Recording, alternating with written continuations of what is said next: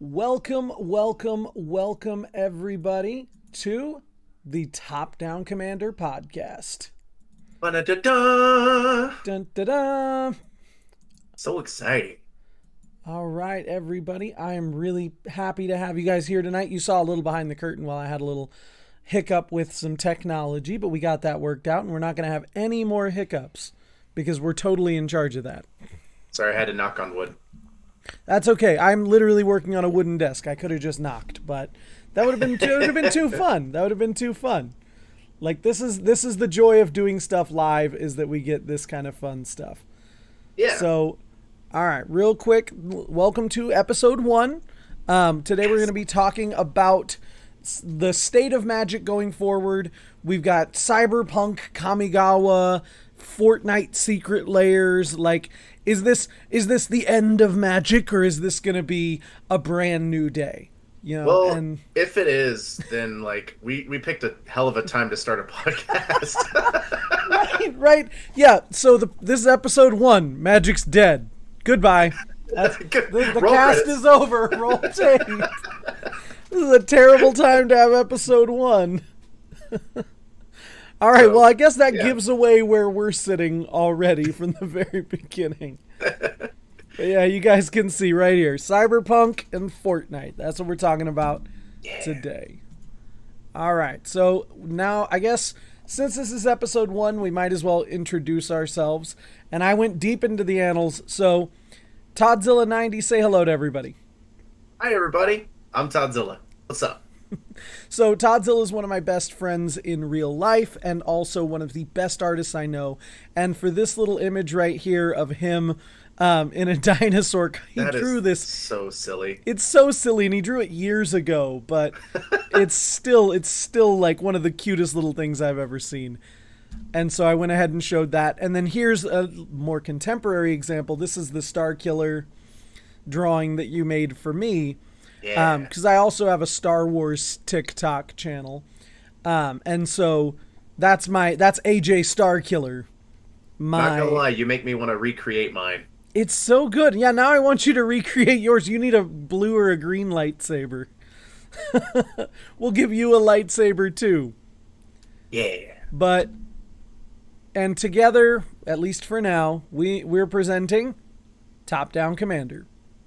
Yeah. So we're going to bring deck techs and videos like this where we talk about news and stuff, and hopefully chat with you guys about all this sort of stuff. And yeah, hopefully we'll be like your favorite fun place to enjoy Magic content.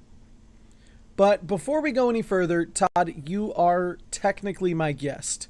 So we are going to glitch the system for half a second while we swap screens so that you can show off some of your art, because I love your art, and I think that the people are really going to like seeing your art. I'm going to try sharing my screen here. So here we go. Let me end mine. There's the glitch ended.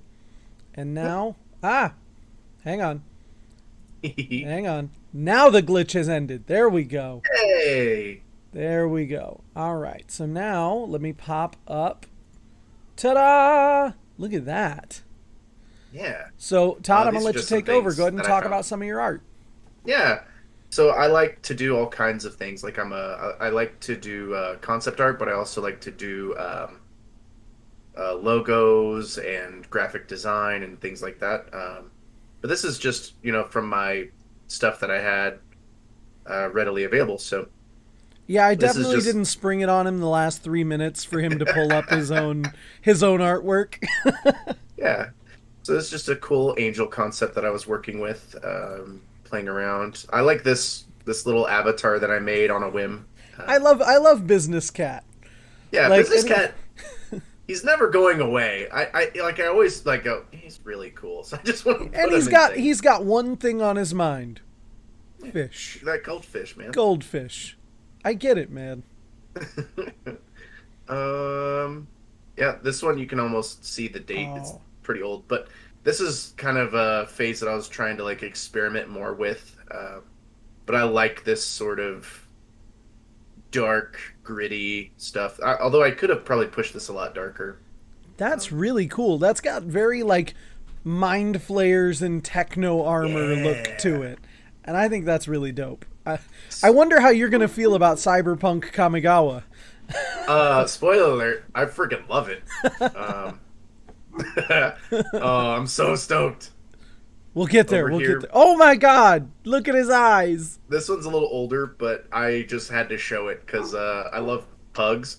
My wife will never let me have a pug, ever. You know, when something's so ugly that it comes all the way back around and is adorable again? That's how I feel about pugs. Yeah. It just takes a bump through the ugly forest and just makes it back to the cute lands. Right. This is a cute little portrait. I recently had to change programs due to unforeseen circumstances, so this is me playing around in Krita. Okay, I like portraits. What programs do you typically use? I loved using Paint Tool Sci, but I don't have like a purchased. I don't have a copy of it. So in lieu of that, I decided to go with Krita because for some reason my edition of Photoshop doesn't work on my new computer. So I'm kind of just using the tools at my disposal. I usually use Procreate on my tablet. That's my favorite software. Okay, that's really cool. And this is just something a little more clean. I recently got involved with the chroma core stuff. If you're an artist, you know probably what I'm talking about. I love that. That design is just so cool. I love that little frog and his little like business capris. Yeah. he's like Toppy reporting for duty, and then he's got like this big giant lily pad axe thing. That's really cool. I like that. And I think this might be the last one. This is a xenomorph concept. Again, I'm just playing around in Krita. Huh. That's really cool, though. I like the light coming in the back there. Yeah. It's those dark paintings that are tricky because you got to balance the composition over better. there, like the teeth coming out over the... Like here? No, over on the side. Like it looks like teeth coming over there.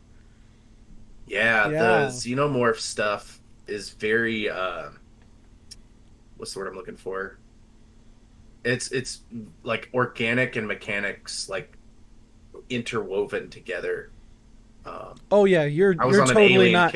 You're totally not here for Cyberpunk Kamigawa.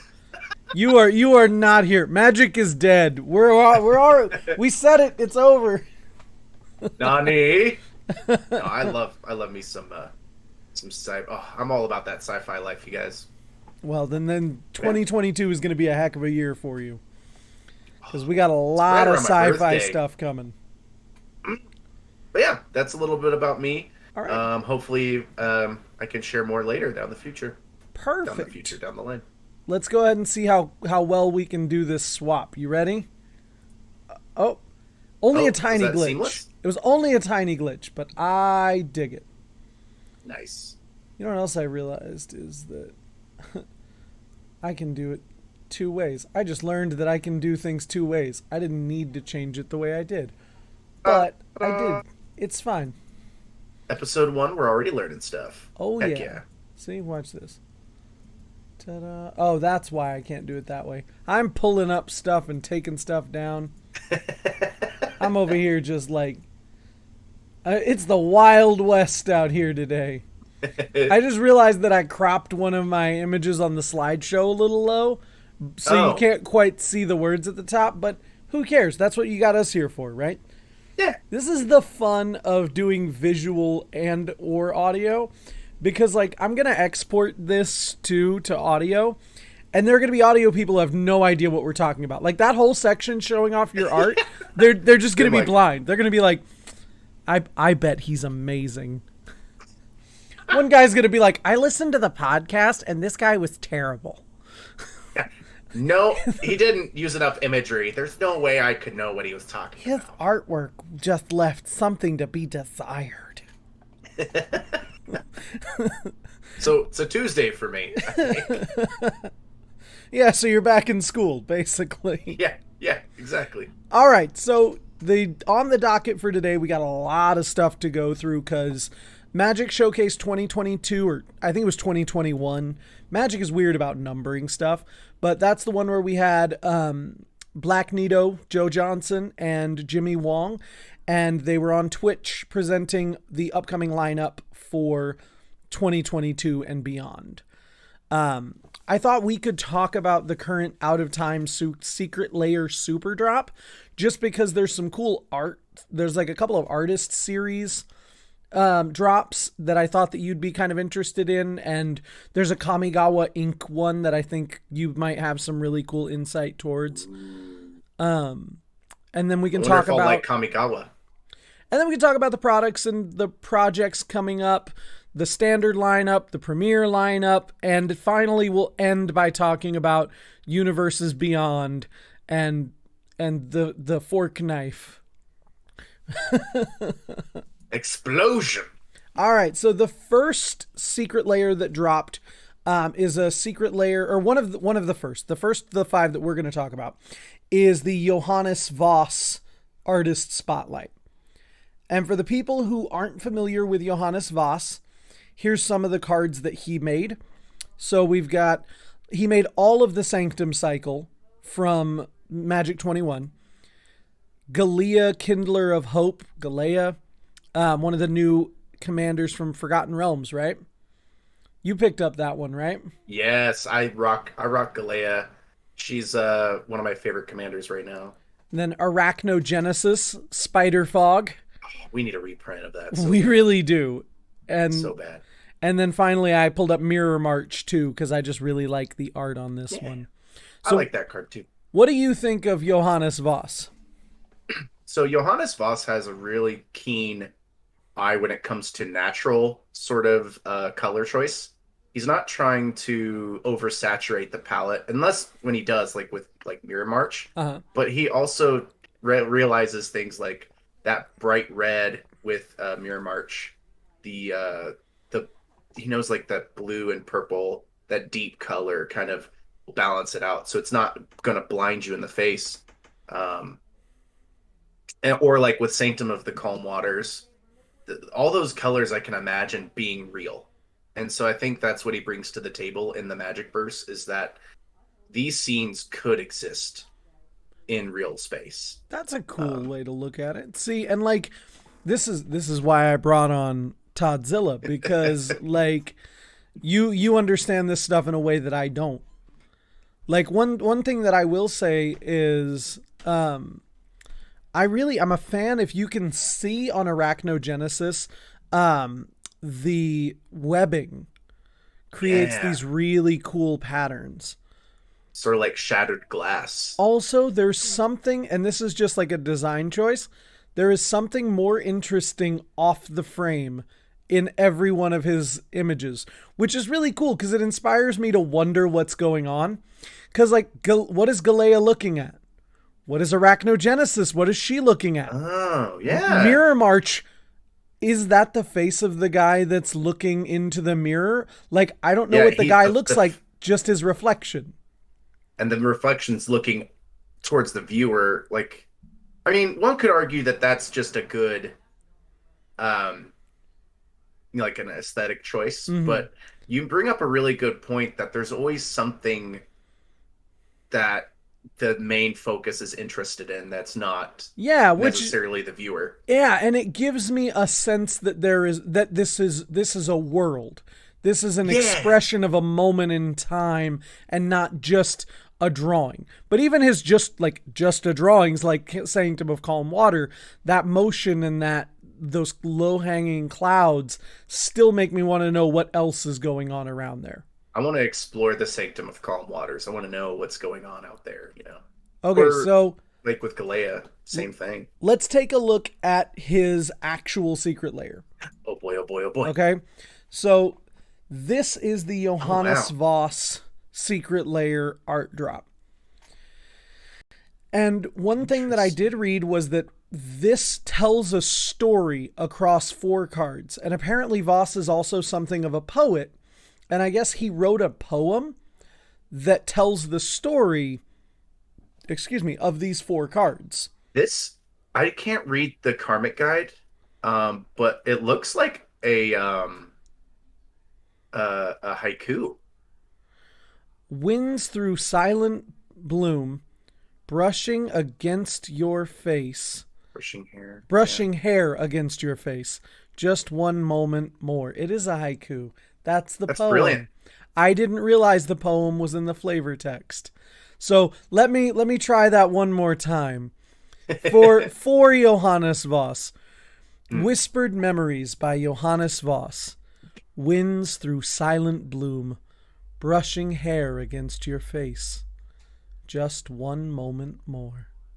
Wow. Sounds like a love. That's like a pretty love poem. Yeah, and it shows in the art. Like, and I love this like almost like anime style art on it. yeah, Like different from what we've seen already. This is just really fun. And like Carpet of Flowers is a really cool reprint. Whoops. Let me see if I can go backwards. There we go. Carpet of Flowers is a really cool reprint. This is like a competitive EDH staple. At the beginning of each of your main phases, if you haven't added mana with this ability this turn, you may add X mana of any one color where X is the number of islands target opponent controls. Oh, that's cool. So if one person's playing islands and they have like 5 of them, you can add potentially 10 mana of any one color over the course of your turn. Yeah. And like Sanctum Prelate. Who doesn't play blue, right? Like and Karmic Guide, that's a combo piece. Sphere of Safety, great Pillow Fort card. But overall, I really like this one. But let's move on and talk about the other cool artist spotlight. Good story. Good storytelling. Thomas Baxa. So I knew Johannes Voss's name when I started this. I don't know Baxa that well. I'd never heard Baxa's name. And Baxa has been making art for years. And it could be Baxa. Mr. Tomas, if we're pronouncing it wrong, I apologize. But let's take a look at some of this. Blightning. Ooh. Metal. Maelstrom Wanderer. Like, this art is so metal and, like... It's coming back to me. Brush heavy. Look at that goblin. That's my favorite goblin token. Like, he's so messed up. Like, who hurt this guy? It almost looks like a zombie goblin, really. I want to see his zombie tokens if he has one. And there's Dripping Dead. Ooh. Which just looks gnarly. And that is an old card, too. That looks like something out of like an old Judge Dredd or Spawn comic or something. Like, right? So what do you notice about Box's art? Something has to be dying or dead. He definitely does horror really well. Yeah, like the sinew, it's almost like he can't show the muscles without some of the skeleton almost exposed, right? And it's very like old school comic art. Yeah. Like old school like Hellblazer and Swamp Thing. Back to like the Swamp 90s Thing. This is like 80s. a Phil Hester Swamp Thing vibes from like that Maelstrom Wanderer. By the way, if you get a chance to meet Phil Hester, do it. He's a cool dude. I love him. He's so nice. He drew a Swamp Thing in his notebook. It was pretty cool. In his sketchbook. Really dope. But yeah, I just really dig his aesthetic. I think we talk a lot about like the horror aesthetic of like Seb McKinnon, who's wonderful. But like, I think Box's name needs to be in that conversation a little more. Yeah, definitely. Like, he's not... I think... I mean, there's a reason why he's been in Magic's history from the beginning, it seems. Like, I'm guessing, like... A long He's time. only honed his craft, and he is kind of the... It's the shame is that, like, people are trying to make black cards pretty more often than not, it seems. Maybe I'm wrong. But, like, a lot of the black cards are looking more like Liliana or... they're just trying to prettyify it, make it look just more brooding and less, I guess more like, gothic and not skeletal. What is it? Liliana. You remember the Liliana from Amonkhet? The one that's like just very pretty drawn. She's sitting on like a chair and there's like zombies feeding her grapes. I love that Liliana.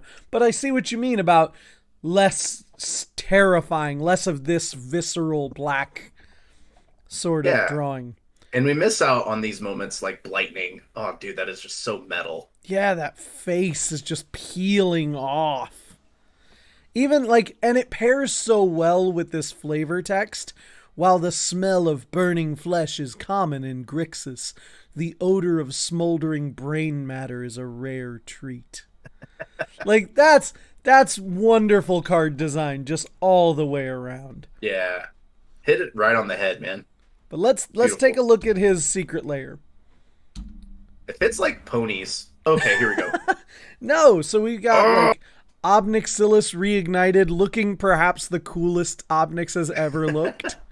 Just so like on top of the throne. Sire of Insanity, Sliver Hive Lord. Sliver Hive, getting like all angles of Sliver Hive Lord is pretty interesting. Yeah, like that like larval look for him. Like, I think I see like little bitty slivers. Yeah, it looks like there's little slivers like right here, just like around him. Like crawling around the hive. One thing that he seems to do really well is light. That's kind of using light as his sort of not just his interest point, but as a way to kind of entice the viewer, like kind of like an anglerfish. Well, it's all dark. And that light is that's the light that's showing you the image. You wouldn't see anything if it weren't for this light opening up on Sire of Insanity's chest and the mountain back here. Yeah. You know, that skull that's on fire with Obnix is lighting up the whole thing, you know. Spellskite is just illuminating light. It's that anglerfish thing, man. Like, you see the beauty, and then it's like, oh crap, I'm gonna die now. Like, it's the beginning of the end for you if you linger too long. That's great. That is a wonderful analogy. That, what do you call it? Anglerfish horror look. This one could be enticed to look at the focal point where the light source is. Like, even on Sliver Hive Lord, like, the light source like, I would argue that my eyes go straight to the face of the Sliver Hive Lord. Mm-hmm. But if you follow it, the real issue is not the Hive Lord itself, but its little spawn. Yeah, it's all these around him. Yeah. That are just there. Spellskite, it's those claws, man. They're going to get into you. Oh, yeah. That's so cool. All right. That one's dope. Let's see what we got next. I think next up is Teferi's Time Trouble. Oh, these are neat. So these are 3 planeswalkers printed with old borders and with their text box written as if they had been printed in like Alpha or Legends or whatever. So like let's read wall of text. Jesus. Let's read one of them. Let's read. What do you want to read? Do you want to read Dak Faden? Yeah. All right. He seems like a cool dude. So see if you can make heads or tails of this just based on what it says. I love already, like, I'm not even reading it yet, and it's like, use counters. Like, it's telling, come on, dude. Put 3 loyalty, use counters, on Dak Faden. Opponents can attack Dak as though he were you. Any damage he suffers depletes that much loyalty. If Dak has no loyalty, he abandons you. During your turn. No, it's funny. It's funny. Like, but is that not the right term? Isn't that what they do? Yeah. I feel like this is a rules lawyer explaining how planeswalkers work, but keep going. During your turn, you may add 1 loyalty to have target player draw 2 cards. Then choose and discard 2 cards from your hand. Or you may spend 2 loyalty to take control of target artifact. Or you may spend 6 loyalty, then take control of any permanent you target for the rest of the game. Return all cards to their owners after the game ends. I love and hate this at the same time. Because it points out, like, it just kind of, like, takes a stab at itself. It's making fun of its block of text and the reason why graphics are so important. Mm-hmm. Separating rules up into sections. Like, a lot of people say, why could they just put it on the card? Whatever it says on the card explains the card, right? But sometimes having those guiding graphics help. Now, one of the things that I was thinking when I was looking at these, do you think a new player would have any idea how to play this card based Hell on what no. it says. Hell no. Like, do you think reading the card explains the card in this situation? If the table, and assuming we were just even playing kitchen table Magic, right? Well, I'm I saying would have to have someone make sure that I know what abandoning me means. I want to know what that entails. Oh yeah, because it doesn't say abandons you and yard. goes to the graveyard. Yeah. So I would have to have someone walk me through it probably the first time. I think it's just got that old enchantment with a block of text on it kind of vibe from the old sets. It's no Chains of Mephistopheles. If you've ever seen that card, I can't make heads or tails of that card. I still don't believe anyone can. Yeah. But and it has those, like... I mean, with the exception of abandons, it does tell you everything the card does. You know, that's a thing. Yeah. I think my big problem is that design-wise, it'd be very hard for me to remember whether or not this is a creature or a planeswalker if I saw it on the battlefield. For me, it also looks kind of like an enchantment. Yeah. But they're cool, though. Yeah. Like, the art is cool. The art is nice. It sort of reminds me of the lands with all the rules text on them. Yeah, exactly. Someone out there is building this deck that's got these planeswalkers, all those lands. Just the most wordiest word commander deck ever. I'm just thinking of Alexander Clamilton that cared about wordy spells. I'm just thinking about all of these, and you're just if you like, build Alexander Clamilton with wordy spells, you have to use Dak Faden and Karn. Yeah, just hit us up. We want to know. That's amazing. I would love to see somebody with some wordy spells. All right, moving on. This is the one I think you're going to be most excited about. Yes, Kamigawa Inc. Spoilers, I love Kamigawa. So it's 5 legends across 5 colors from Kamigawa, and they're done in traditional Japanese ink brush style. Yeah. And that is exactly where my knowledge of what's going on in these pictures ends. What I love is that it's not just ink brush work. They stuck really close to the traditional Japanese style when it comes to things like, not so much color choice necessarily, because like blue would be hard. I'd be hard pressed to find blue. I could be wrong, but like of these, I'm seeing like the brushwork, the idea that you could just create a whole masterpiece with as few strokes as possible. Because they were great communicators. Like, a lot of people think that they couldn't render things out, but really they just wanted to tell a story with one page, basically. And so I think they've communicated, I think they've succeeded here with this set. I think, I love Michiko Kanda. She's so beautiful. That's a beautiful drawing. And guess what? That's Isamaru next to her. Yeah, I was going to point that out. Yeah. You beat me. I beat you. I just saw that. Hound of Kanda. I was like, that's Isamaru. Hound of Kanda. I love that Kami of the Crescent Moon has this, very Buddha-esque quality to him. Yeah. It's the energy, too, in the brushwork. You can tell a lot about the character through the brushwork. Michiko is graceful and soft, right? Mm-hmm. But lean over to Toshiro, and it's very high energy, I've thought about building Toshiro Umezawa before, and when I see this, I kind of want to play him. Because that art... Reki, probably, or that art Michiko. Is great. My favorite part, this is my favorite one because of this purple. Oh, the little... The little purple leaves or flowers are my favorite part of this whole secret layer drop. Wow.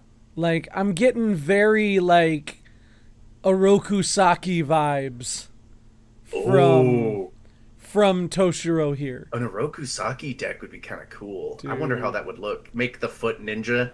Yes. You need to have the foot somewhere. Heartless Hidetsugu's really cool. It does. He It looks doesn't. menacing as all heck. Yeah, I love the red eyes.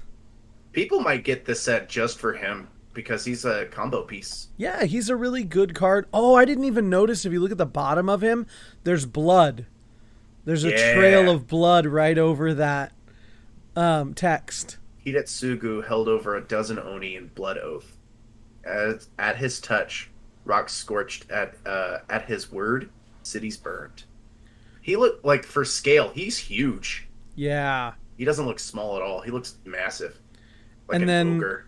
my boy, who I've built before, Reki, the History of Kamigawa. And as a person who's been wrecked by Reki, he's never seemed more powerful. That deck is disgusting. Like, Reki seems very unassuming. Mono green legends, but that draw a card is no joke. And when mono green legends are like Goreclaw, Galta, just like they keep printing really good mono green legends. And like Azusa's great, but she's even better when she draws you cards. Oh, yeah. Oh, yeah. But yeah, I love this old school. Dude, I didn't even know this. After his death, monks spent 10 years transcribing the tattoos from Reki's body and gathering stories from those who spoke with him. Thus, the volume you hold was written. The History of Kamigawa. Oh, wow. That's pretty So cool. we owe a lot to our knowledge of Kamigawa thanks to Reki. Yeah. It's pretty cool. I wonder if we'll get a name drop to any of these characters in Neon Dynasty. I'm like, thinking it's going to be the Konda family and the Umezawa family. I think those people are going to. yeah. Are we gonna meet? show up. Are we gonna meet their descendants? We'll get there. Yeah. We'll get there. We'll I'm get getting there. ahead of We'll get myself. there. We're almost there. Okay, and then this one. So I So pulled up this excited. one. Math is for blockers. Okay, and you showed me this first, and you gave me some hints. I did, but I'll tell you the first part is that all of the art is made with focus on geographic shapes. Which, as an artist, this is freaking awesome as a concept. What do you notice about this art? So, obviously, with Brazen Bar, we got that right triangle angle going on. So, like, the thing about shapes is they can have aesthetically, mathematically. There's a sort of beauty when it comes to mathematics, and I'm trying to think of the artist that does that really well. She did like the glass set of like the Planeswalkers. I can't remember. Oh, I know what you're talking about. That's gonna bug me because I should know better. But I think she even did like Enter the Infinite. I think she loves making art with math, and I'm seeing that this isn't the same person, which is fine. Mm-hmm. But some of the things that I'm seeing are some kind of evasion.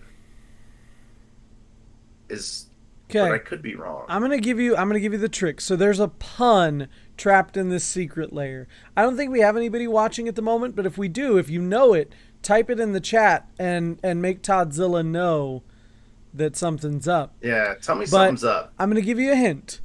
Look at the power and toughness.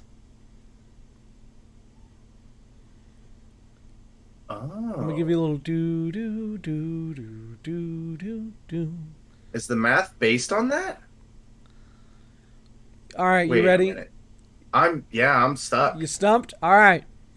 That's good. If you put a period here instead of a slash, what do you get? 3.1. 3.141592653. It's pi! a pi pun. That's why I saved I this one should've for last. known. I was like, that's my favorite stupid thing Brilliant. they did. It's so pi. good. Oh, I And they love actually got some good prints out of it. Like, yeah, and like we didn't necessarily need a meandering tortoise. no, shell, like but I mean, Aura and Frostfang is a really great reprint. Cragtust is cool. Brazen Borrower nice. is another one that's really popular. That Brazen Borrower alone is pretty dope. Yeah. Between those two, it's worth pretty much the price of the Secret Lair. Vindictive Lich just looks cool. I like that art. I like that card a lot in Commander. It's not good, but I like it because I like cards that aren't good sometimes. Yeah. Okay, so just to close out talking about the Secret Lair, because we spent a lot of time talking about the Secret Lair. If anybody is interested in buying any of them, they're available until the 14th still. There's different prices for whether you want the foil bundle or the non-foil bundle. You can get each of them individually in foil or non-foil, except Teferi's Time Trouble with the old school Planeswalkers. They went through a lot of trouble. Because those cards wouldn't have been available in foil back in the day, they're not available for foil in the Secret Lair, which is annoyingly aggravating, just like the kitschy. Like, it's cute. I see what you did, Wizards, but, like, just let the people who want them in foil have them in foil. Like, yep. Give the people what they want. I get why you're doing that for, like, purity's sake, but, like, who's buying these for purity's sake? And then if, for some reason, you wanted to buy the foil and the non-foil bundle together, there's the price for that. It is worth noting they didn't do the little sticker on the bottom. I noticed that. What do you mean? Usually with the rare stuff, they the have a little sticker. Yeah, the little holographic stamp. Yep. They went all out. They look like old school cards. Personally, I'm kind of wanting to get those Kamigawa ones. Those are, like, right up my alley. Yeah. The other ones are cool, but, like, boom. And I like that Johannes Voss one, because I need a Carpet of Flowers, and I play the other cards, and they're all in green-white, and I have my green-white Enchantress Drist deck, and so I was like, I could make some swaps and put those in there. When I'm playing my Bruvac deck, you'll have the best target for it. Sorry, my body had an involuntary reaction to Bruvac.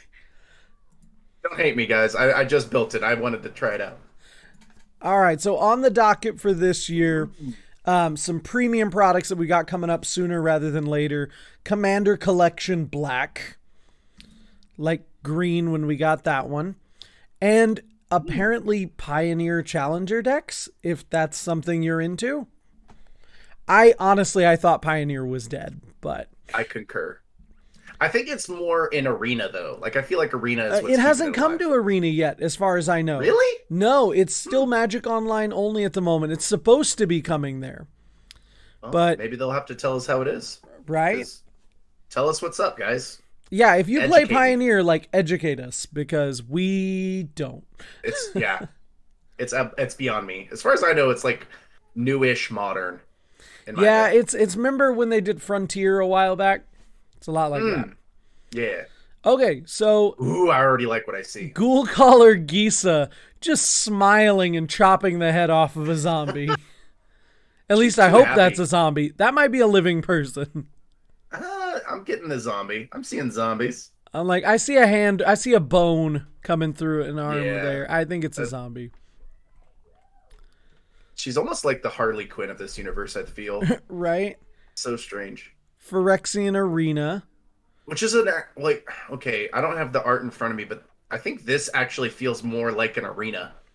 Yeah, it harkens back to the original Arena, because the original Phyrexian Arena, and I'm not a huge lore master, so I'm sure someone will watch this comment and tell me that I'm crazy, but I believe this was when Gerard was on Phyrexia, and Yawgmoth was Phyrexia by this point. So, like, he's everybody in the arena, and the arena itself, everything is Yawgmoth. That's spooky. Toxic Deluge is another needed reprint. Arguably the best board wipe in Commander. Arguably. Like, top 3.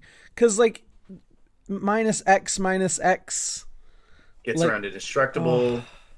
Gets around a lot of stuff. Yeah, it's my favorite board wipe. And then Reanimate is a classic. Oh, I like that circle, that moon. It's so beautiful. And do you see the skulls behind the moon, like the spirits there? They did really good with this selection. And it's all cards that people need. Like, I don't have any of these, full disclosure, except for maybe Arena. But And then here's like the rest of them. So we got Liliana Heretical Healer, the flip Liliana, which is cool because in the green one we got Freyalise. I remember playing her in Standard. She was so fun. So there's a flip token that comes with this. There's a zombie on one side, which I'm assuming is Jasuves, is what it's supposed to be. Because remember, Liliana, like, when another non-token creature dies, because her brother died, and that's what turned her into what she is. Whoa. And then Ophiomancer. That kind of fits. Right? Ophiomancer, one of the best black cards. And finally, Cute. this 1/1 black snake creature token with Death Touch. Yes. We have gone for years. We've gone for years without having this snake token, and now we have it. And Dude, I'm it's dope. excited. Orpheomancer is just nice to have in a sack deck. So what were your thoughts on Commander Collection Green? Man, okay, so if I'm understanding right, they're going to have a command tower and a soul ring in this set too, right? Oh yeah, I didn't include those. Not included Soul Ring and Command Tower. Because you get 10 unique cards for your Commander Collection Black, but 2 of them are just Soul Ring and Command Tower. And I think that brings the value down a little bit. But I think it's kind of cool that you can represent your favorite colors. Or if you have a lot of mono decks, you can kind of put those in mono decks. And I think the problem is I don't play Command Tower in my mono-colored decks. There's no reason to. It doesn't do anything. You're right. I would have almost preferred like the I mean, not to sound like a broken record, but the Kamigawa Legendary Land Cycle would have been perfect. Yeah, like Shizo Death's Storehouse in this one. Yeah, plus like when we get to blue, Manamo at Water's Edge is a really good reprint. That's kind of a cool idea. But I think what they were thinking when they did it is, what cards will everyone use? Like, what are cards that anyone can use when they buy this set? I think they leaned harder into like the more like I can see Liliana, maybe not in every single deck, but I can see her in more black decks than I cannot see her. You know what I mean? Even yeah.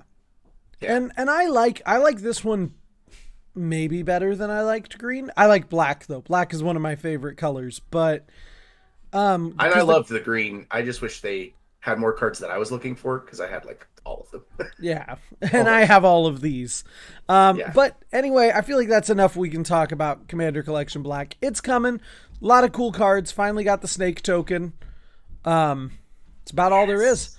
Like we said earlier, Commander or Challenger decks for Pioneer are coming out October 15th, 2021. I've never played Pioneer, and I'm probably not going to. Sorry, Wizards. But if you play Pioneer, it has up until now been almost exclusively Magic Online only. So if the format is good and fun, I like Azorius Spirits. I like Spellqueller. Like, yeah, if it's a good, fun format, maybe this can help as we hopefully get back into real life. We can get back to playing in-person Magic, buy these. Maybe we'll sleeve them up and play some Pioneer games. Yeah, they're also great as introductory decks, too, if you want to play something that's not rotating. Something that's not modern and not standard, yeah. Yeah, because as I understand it, Pioneer is cheaper, but it's not... It's definitely cheaper than Modern. I'll go that far. Definitely. But yeah, because I think it's Theros forward for Pioneer. Again, not a huge Pioneer aficionado. Yeah. Okay, coming up, we did get some news. This is like the last thing before we get to Kamigawa, okay? Oh, Kamigawa. Can we just skip this one? No, I'm kidding. So we did get more information on the Magic the Gathering animated Netflix show. Now originally, if you didn't know, the Russo brothers were signed on to produce. That's exciting, right? Yeah. Yeah, they're not. Hey, what other stuff did they do? They did Avengers Endgame and Infinity War and Captain America Civil War. Yes, they did. And guess I'm also what? a big Cap fan. And guess what? They're not involved anymore. Womp womp womp. They passed the buck Womp. over to one of the guys who was in charge of Transformers Prime, if you saw that. So I think we're definitely probably moving towards a 3-dimensional animation, and we saw some character sculpts for Gideon, so I feel like that's probably pretty accurate. Speaking of, there in all of his magical muscly glory is our himbo who will be heading our magic TV show. I think he's more of a him bim. But yeah, Gideon is going to be the primary main character of the show. And then Penguin Random House has a book coming out that is going to be a prequel to the show, and it's going to have Gideon and Jace meeting and having some interactions before the show. They might hug. They might hug. That's okay. Two best friends in a room. They might hug. But it's wizards, so they probably won't. Looking at you, Chandra and Nissa. Nissa, Y'all know what you did. Yeah, we see you. Like, we see you. We saw you deny Chandra and Nissa. Whatever makes Nissa happy. That's all I gotta say. But who's playing Gideon? One thing we did find out. Who could possibly bring this muscle-bound superhero to life? This beacon of righteous, pure, white planeswalker energy. But Superman. Superman. Brandon Can't go wrong Routh. with soups. And one thing I thought was cool, I don't know if you saw the video. He's apparently been playing Magic since he was 16. Yeah. Well, he's a nerd? Dude, Brandon Routh, like, the reason I love him as Superman, I want to play him someday. he's like a nerd from Iowa. Like, he's a farm boy from Iowa. And like, he plays Magic and stuff. And I feel like Superman would play Magic. Superman would play Magic. But very casual kitchen table Magic. He's never infinite comboed anybody. Well, let's be honest, he would play the most powerful deck he could find. Unless it was Zack Snyder's version of Superman. Then he's playing stacks. He'd play like aristocrat stacks. He's playing land nasty. destruction. Yeah. Oh, someone's gonna find this and just be like, then, "What did you say about Zack Snyder's Superman?" And then break the neck of the player next to him. Oh. Oh, did that hit too hard too soon? Also, little fact, because I'm just gonna ignore that. pull the dagger out of my back. Here, I'll twist it for you. There we go. Brandon Routh, also the voice of Raul Zarek on MTG Arena. No. Yeah. Dude. So he has already been involved with Magic. And now he's going to be Gideon in the animated series. He's got to leave some of the ladies for the rest of us. We're not. Just kidding. We're married. We're married. We don't need any of the ladies. Ladies, stay away. I'm just saying, he's how much Stay hotter away, can ladies. Can he be, man?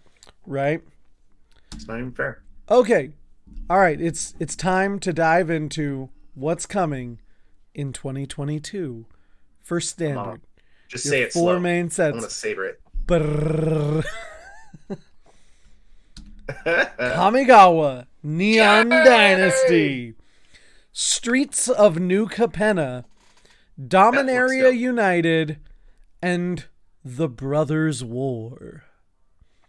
Which we already got through our broccoli and potatoes. Now it's time to get to the steak. Let's get to the steak, but don't worry, we're still going to talk about Fortnite. Yeah, that's our dessert. That's our the dessert. questionable dessert. The just desserts, if you will. Yeah. Oh. Ooh. All right, coming Q1, 2022. By the way, when is your birthday, Toddzilla? January 2nd. So, right around your birthday, Close. we're going to be going I think it's to after, but yeah, after your birthday, for a late birthday present. Kamigawa Neon Dynasty. Let's just take a moment to appreciate all the cool neon stuff. Yeah, and then the Kamigawa like right next to it, and then like there's a origami like raccoon like on top. Like, oh, I didn't even notice the little raccoon on his shoulder. It's so cool. That's awesome. And he's got like the pixelation speed. I mean, what more is there to talk about other than everything? Okay, so the things that we do know about Neon Dynasty so far, they did pitch it as a cyberpunk themed set. It takes place, approximately 1,200 years after the original Kamigawa set. Because the original Kamigawa was set in the past. And so this set's taking place in modern Kamigawa. We will have cyber ninjas. Yes. This is Kaito, I think is what they called him. Kaito or Kaito, the Japanese like cyber ninja samurai planeswalker thing. We don't know anything about him yet. Very ninja. I'm going to go on a whim and say he's a ninja. I'm going to go cyber ninja planeswalker.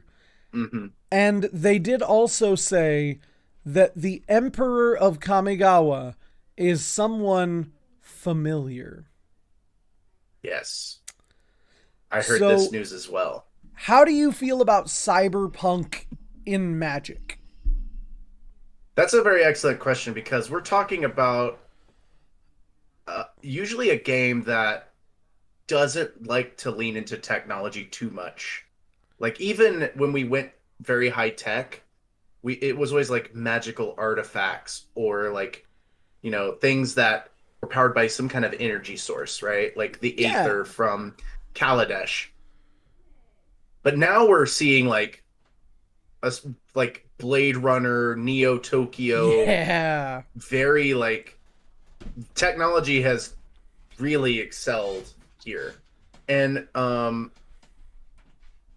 for a lot of our older players, they might feel, in my opinion, they might feel a little isolated because, and maybe I'm wrong, I could be way wrong, but they might be isolated because it's like, well, this isn't Magic as I know it. This is something completely outside of the realm of Magic. But that's not something that is new, I feel, to Magic the Gathering. They like to bend the bar as far on either side as they can. And, you know, it is a risk for them to come back to Kamigawa to do that very thing. Like, they're doing something with a set that didn't sell well, and they're doing something that, to my knowledge, is the newest possible direction they've come with Magic. Yeah, it's definitely like you hit on a couple of things that are really interesting when it comes to Kamigawa.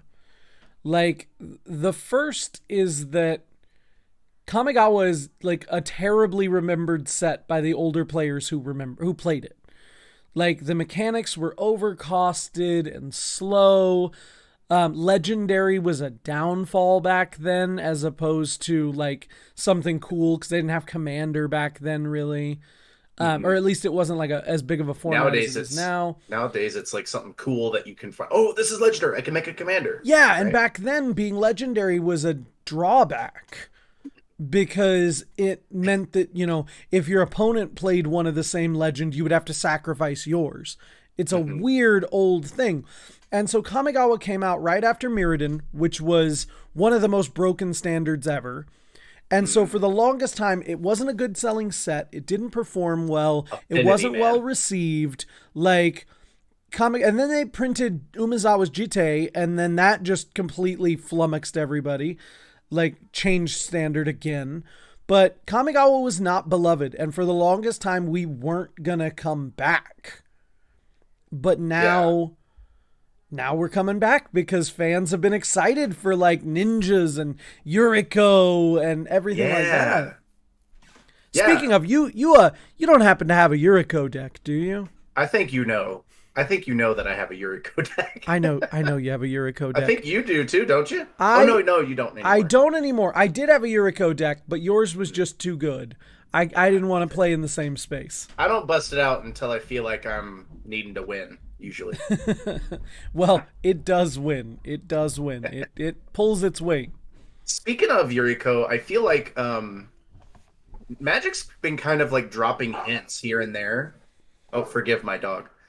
She's been dropping hints here and there about like with Yuriko. That was like the first hint that they haven't, to me anyway, that they haven't forgotten about their history with Kamigawa and things like that. Yeah, and I feel like Gavin Verhey made a really big effort to remind people that fans love Kamigawa.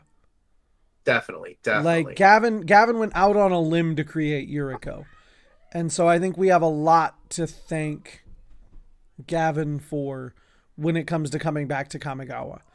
But the second thing you brought up was just the aesthetic of Cyberpunk, and is it magic? You know, because I think the closest we've gotten is like steampunk-esque with Kaladesh. Yeah. You know, like Lifecrafter's Bestiary looks pretty sci-fi-esque. Yeah, they have like that Neo projection stuff, right? Like, yeah, in that artifact. But it hasn't really seen. But even that was controlled by like the Aether or whatever. The energy source.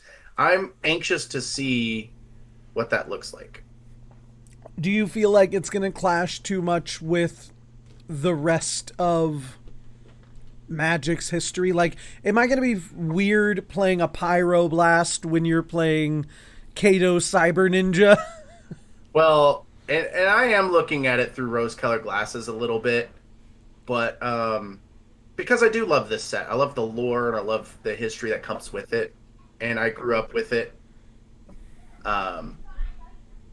But the real thing is no, I don't think this is going to like twist whatever Magic is. Not to alienate the older players that might think that way, but you know, I think we're seeing like a trend that technology and Magic are kind of one and the same, right? Yeah. And I think the mechanics are still there. I'm betting they're still going to stick with ninjutsu and Bushido. I hope not Bushido. Bushido is just bad Rampage, and but like even like fixed Bushido, because I know that there's a way. What my big issue with Bushido back in the day was that it was overcosted a little bit. Like, you got these big characters for like little payoff, like they're tiny and when they drop down. They don't do anything. They're not proactive. Like, right. I think one thing we've learned in Magic's design process now is that proactive abilities or proactive mechanics are better than reactive mechanics typically. Yeah. It's why people love things like Kicker and Flashback. They're things that I can affect. And Bushido doesn't do anything on its own unless you attack me. You know, or right. like it, or if you block. It's a weird mechanic, and I think Bushido can be better left 1,200 years ago in Kamigawa's past. I feel like we can get a better samurai mechanic. I mean, even if that's what we get it. Yeah. I do think ninjutsu will 100% come back. It was a good mechanic to begin with, and I don't think they're gonna lose that. And we still love ninjutsu. Heck, we got the rogue that does ninjutsu stuff in Zendikar. In Zendikar Rising. Yeah, we did. I think ninjutsu is it was like ninjutsu without ninjutsu. I also think splice would be really cool. I don't think they'll splice onto Arcane this time. I think they'll just do if you remember, I think it was Modern Horizons. They did splice onto instant or sorcery. Yeah. And I think we're going to get that because splice just sounds like a cyberpunk mechanic. You know, like you're hacking into the spell to splice something else onto it. Cypher would be another really cool returning mechanic. Like, we haven't seen Cypher since one of the Ravnica sets. And that would be another one that would feel very cyberpunk. That would fit. I want to see how it affects the spirits of Kamigawa. Yeah, so Kami. Let's talk about that let's move on past that pretty picture there. I was talking about what did we see in old school Kamigawa? We had samurais, we had ninjas, the kitsune, and we had spirits. And spirits were probably like the biggest aspect of Kamigawa. Like, ninjas were cool. Agreed. And like samurai were cool, but like soul shift, like spirits had their own mechanic, bad as it might have been. Like, so do you think that spirits are still going to play a role in cyberpunk Kamigawa? I think that I'm going to double down and say not only will they play a role, I think they will be probably the villain, possibly, or maybe they're probably disturbed by the cityscape that has become Kamigawa. I I have got a feeling that's what's going to happen. I got 4 words for you. I had to count real quick. Ghost in the shell. Yeah. Oh, that would be cool. Like, what if our spirits? What if it's a literal like ghost in the shell? Like, what if our spirits are attacking the modern world? Yeah. You know, like that could be really cool. Just like spirits are And they're angry at the occupying encroachment of technology and stuff. technology, and so we get like technology versus nature. I still kind of want to see. I know this is a little sidebar, but I still kind of want to see like a robot Isamaru, like just a robot dog. Hey, You know, that's definitely something we want to see from Kamigawa. So they said the Emperor is going to be a familiar face.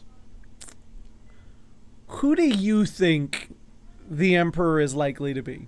so I have guesses. we've talked a little bit about this. My You're first not. two guesses. You're spoiling the magic. They're not supposed to know. You're right. You're They're right. you're except supposed to pretend. I said that to say God. this. I think the only people that could pull it off really are Tezzeret and Sahili.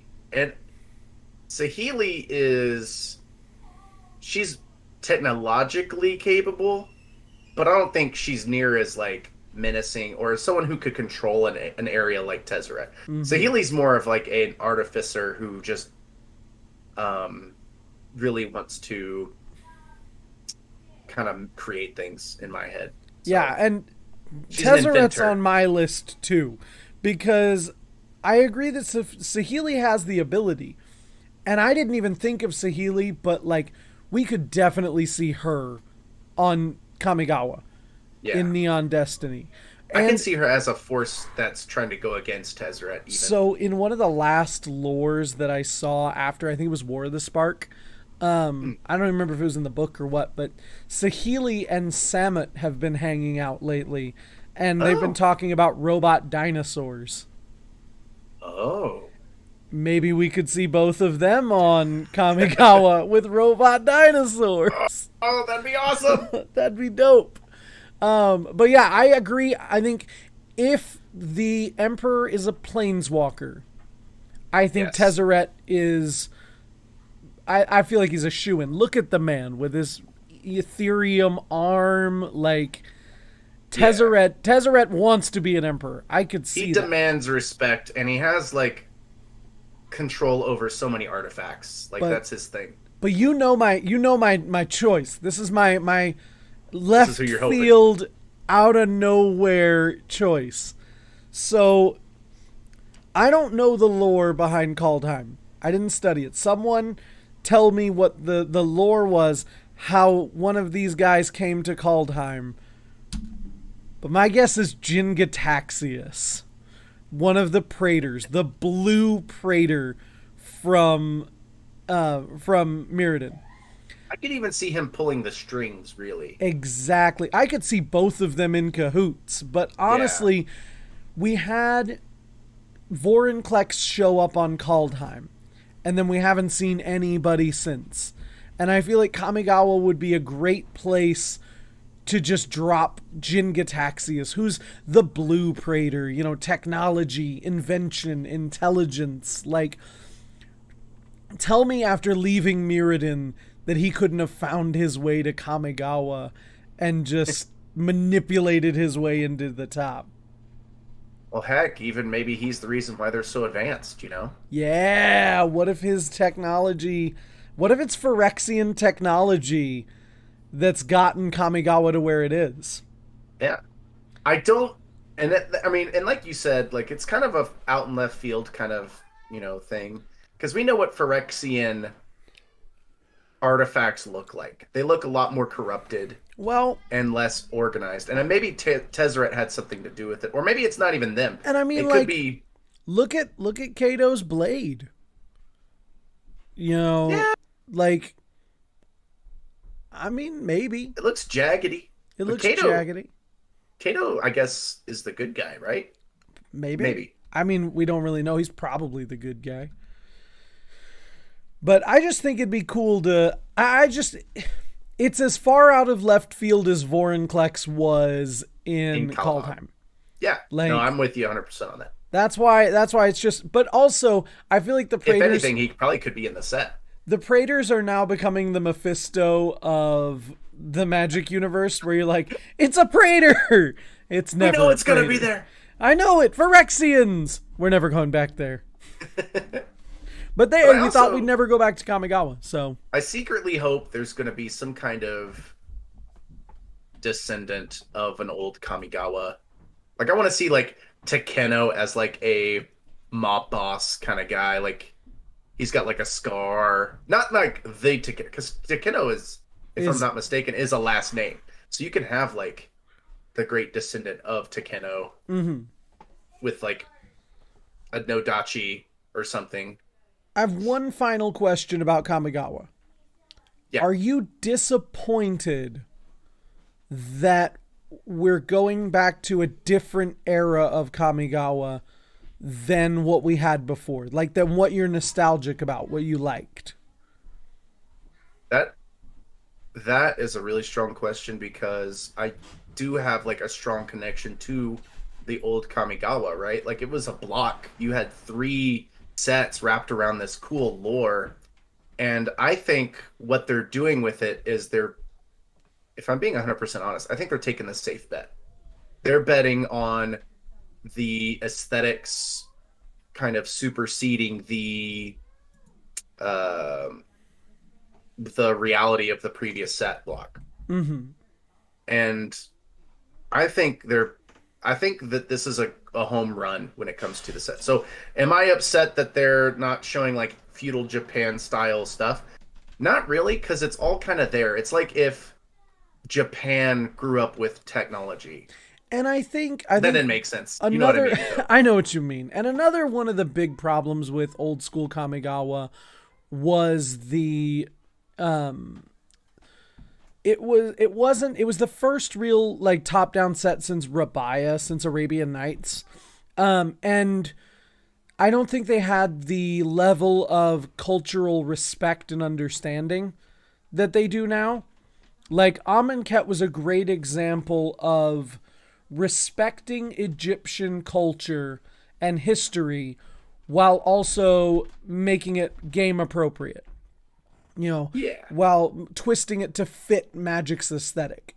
Kamigawa twisted Magic to fit Japan's aesthetic, and it confused people because it went too top down, where like the commies and like a lot of the lore about them and Soul Shift and Bushido almost directly correlated. It was too on the nose with the culture, rather than like Amonkhet does, where it's like there's mummies and like, you know what mummies are, but they're not like literally walking. There's like, it's not literal mummy processes and characters, and like we had Hapatra, you know.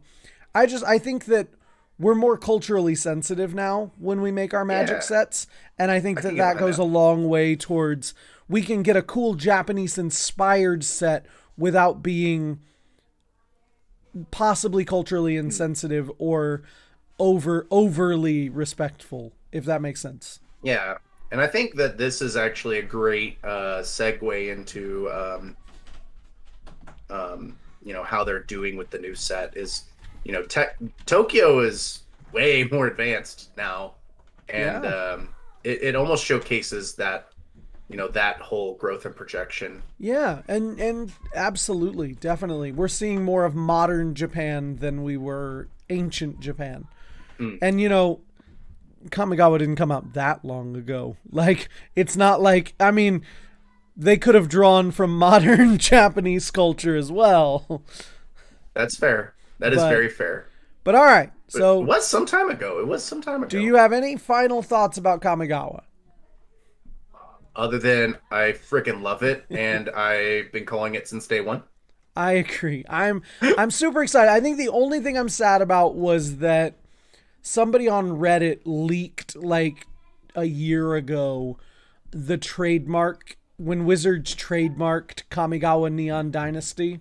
Oh. And so we were pretty sure it was coming. They had to like publish in it, 2021. I think, Yeah, because they have to publish their trademarks, and so we were pretty sure this set was coming. But that doesn't make me any less hyped for it. I'm ready. Oh no, I'm gonna buy every box I can get my hands on. Okay, so moving on to quarter 2 to This some one is stuff really we have less fun, thoughts too. about. This is Streets of New Capenna. Oh, So so cool.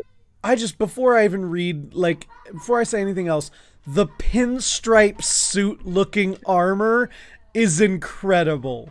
Oh, And man. look at the jacket and the slacks on this devil, and like there's like interior design right here. Like this art Pattern just making. looks special and definitely unique. I love that. Oh, that's gonna kill me. I know what style it is. Art Deco. Art Deco. Thank you. And that was going to be my next point, was so they said it's very Art Deco style inspired. It's a 3-color set. We don't know what yet, but my guess is on shards, because it's about time we got Esper and Grixis back. They said that this set, this plane, the plane where we have the city of New Capenna, is meaningful to Elspeth Tyrell. And then apparently, so New Capenna was a city, a plane built by angels, but now it's ruled over by 5 crime families, each led by a demon. Ooh.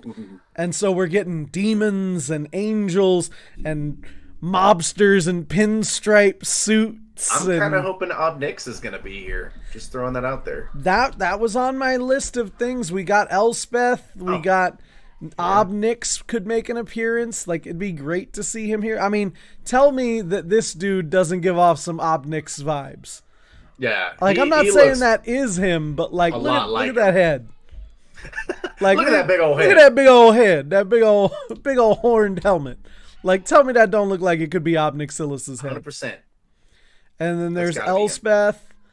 I wonder if they're gonna do something. So Elspeth's background has always had to do with Phyrexians.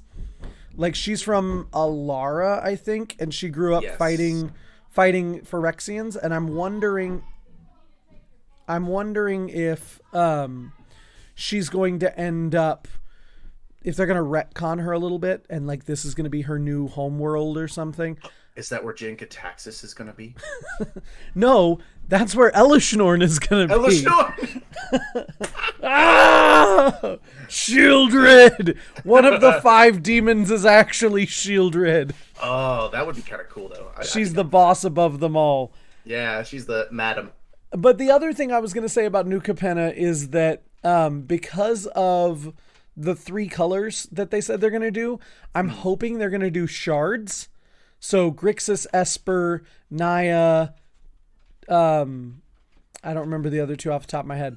But the opposite of these, and maybe we'll finish the Triome cycle, the cycling lands. That would be awesome. I'm going to go back to this picture because I like this picture. I like that there's a hierarchy between the demons, because that's just a dude, right, with horns. Yeah, that looks like a devil. He's a demon. Yeah, that looks like a devil, maybe. Could be. As opposed to a demon.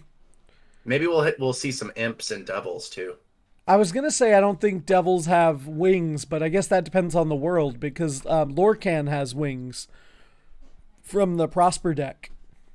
The devils that I've seen and don't typically have wings in Magic, except for an AFR, but that might be weird. The Forgotten Realms set, but that might be weird because it's the Forgotten Realms set. Yeah, that could be too. That could be, yeah. But so, is there anything you want out of this mobster style Art Deco? So, you're gonna think I'm silly. Of all the things that I want to see guns. You want to see guns? Like Tommy guns? Yeah, I want to see like guns and like hooch, like illegal hooch. You want to like see potions. prohibition? Yeah. because I want there to be like demon slaying cannons, or just I want to see what a demon gun looks like. Yeah, it's tough because on the one hand, I'm like, are we veering really heavy towards? We got Cyberpunk in the last set. Like, are we gonna get computers in Kamigawa and then like Tommy guns in New Capenna? Like, we're in the Wild West here. But I shouldn't say that because next we're gonna get a Wild West set after that. How cool would that be? Actually, It'd be pretty dope. Just Jace riding a horse. You thought shirtless pirate Jace. Soon we'll be able to release Commander Collection Jace, and it's just romance novel covers of Jace. Of all of them, I can see Jace, or even Gideon, even though he's like dead and stuff. R.I.P. R.I.P. handsome boy. Yeah. But yeah, I can see that being a thing. I mean, even though it's the 1920s era, like anything back then could have been a thing. Yeah, and that's the thing, is how far are they going to go with this gangster theme? Yeah, they could just be going purely aesthetic, and like, they still have magic. Like, is this Goodfellas? Like, is Joe Pesci going to pop around the corner? Yeah. Do I look like a clown to you? Do I look like a demon to you? I look like a demon to you. Huh? But the thing I want out of Streets of New Capenna is, since we have mobsters, one of the biggest things about mobsters is mobsters love to make deals. Like, you always have guys making deals with the mafia. I hope that this is a politically themed standard set. I hope we get some really cool commander cards with like vote mechanics, or maybe not vote mechanics, but like some sort of politically minded, or even like pact stuff. Yeah, pacts would be cool. Like, I hope we get some political subterfuge stuff on New Capenna. Indeed. I'm excited, and I'll take Tommy guns if that's what I get. It'll feel a little weird, but you know what? It'll feel out of place. I'm not saying it'll be right. I'm just saying that's what I want. But like this is a children's card game for ages 13 and up. Like, yeah, they know what guns are. I mean, we take it too seriously when we're like, that's not what magic is. 100%. Yeah, when you're like, magic doesn't have guns, it's high fantasy. It's like, and 13-year-olds aren't out there reading The Lord of the Rings typically. They're playing, we'll get there. We'll get there. All right, You're already there. Quarter 3. Oh boy. Dominaria United. It's so soon, but we're coming back. Yeah, and so it's because 2022 is essentially the 30th anniversary of Magic the Gathering. So we are returning to Dominaria, to the place where it started, which I feel like, are we going to do this every like 5 years now? Because for Magic's 25th anniversary, we went back to Dominaria.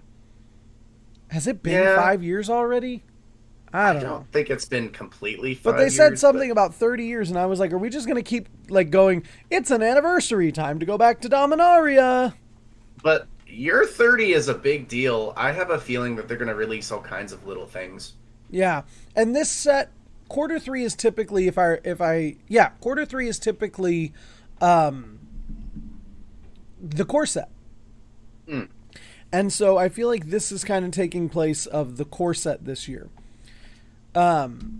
So what do you remember from the last time we went to Kamigawa? What sticks out to you? Kamigawa? Excuse me, or Dominaria? I got Kamigawa on the brain. Me too. Dominaria. What do you remember from Dominaria? I remember like the Weatherlight crew. Yeah. Historic. Yep. Cool artifacts. I'm remembering like sagas, Teferi, like Legendary Matters. Karn, I think. Karn, I remember that. Yep, too. Karn was there. Teferi. Joyra, the crew. We had legendary uncommons for the first time since Kamigawa. Yeah. Like now they're a thing and we're used to them, and like we expect to see some uncommon legends, but this is the set that brought back uncommon legends. Yeah, Because because it's remember, been a minute. because Dominaria was the legend in every pack set. Yes. Yeah, I remember now. And there was a Yeah. huge focus last time on legacy, on historic, and on characters we remembered, and sagas about stuff we remembered. It was certainly like a wealth of storytelling. It was a Which- lot of like story stuff. Which is why I'm not particularly excited for this set, if we're being honest. Well, they're like, it's the 30th anniversary, so we're going back to Dominaria. And I'm like, to what? Celebrate the history that you celebrated the last time we went to Dominaria? Like, that was the point of going to Dominaria Right. last time, was to celebrate the history of Magic. I can get behind that. My only thing is, if I see Teferi one more damn time, Hey, did you know he's going I to be on love him. Innistrad? yes, I knew that. We're going to talk about that next time. But yeah, he's going to be on Innistrad. I love Teferi. I love his mechanics. I love what his like lore is all about. But like, I get overwhelmed with all the damn Teferi stuff. He's Like, he needs to always settle so down. good. Yeah, Like, he's at never least bad. Other planeswalkers have some good ones and some bad ones, but Yeah. like all of Teferi is good. And I guess, there was a period where it was like all about the Gatewatch, right? But even they had like, there's variety there, right? Like, I don't know. That's my 2 cents on that.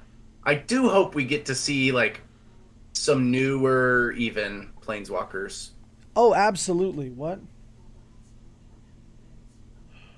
Okay. Vamp, sir. Vamp.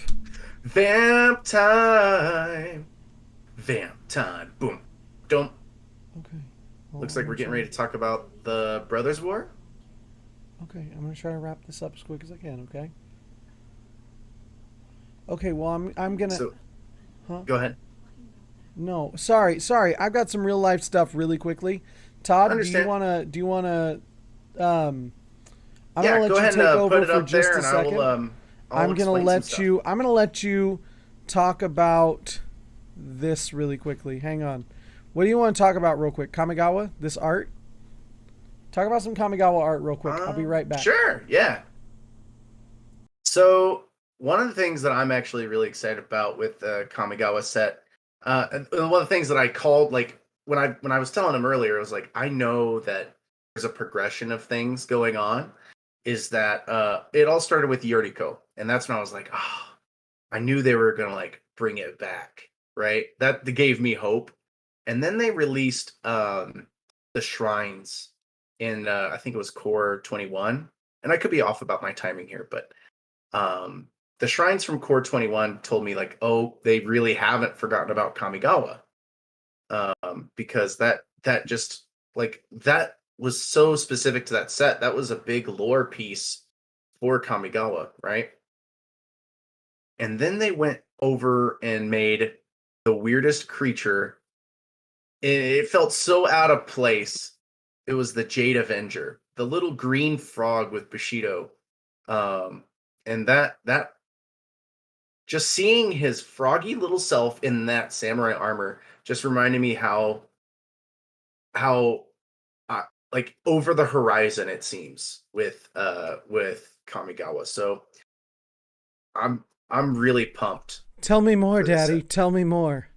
Let me tell you, the Jade Avenger is the best frog samurai you'll ever see. I forgot about the frog samurai. I was just explaining how I could like the progression of like little hints that we got along the way to Kamigawa. Nice.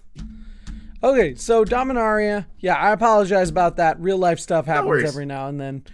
So look at this art, this concept art Oh my for God. the Brothers War.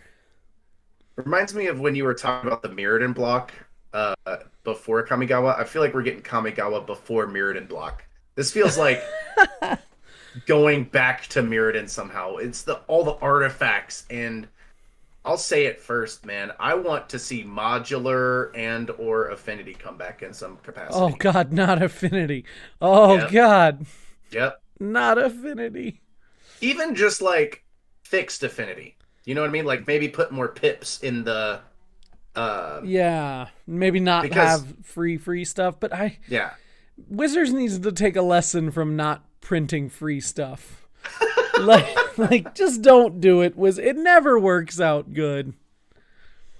But look at this tiny little. Look at Urza for scale. Yeah. Oh, Urza that is a good for point. scale. Those Thopters look huge. Yeah, they're taller than him, or at least as tall as him. Like based on scale, they're taller than him. The golems and the ground units seem massive and scary.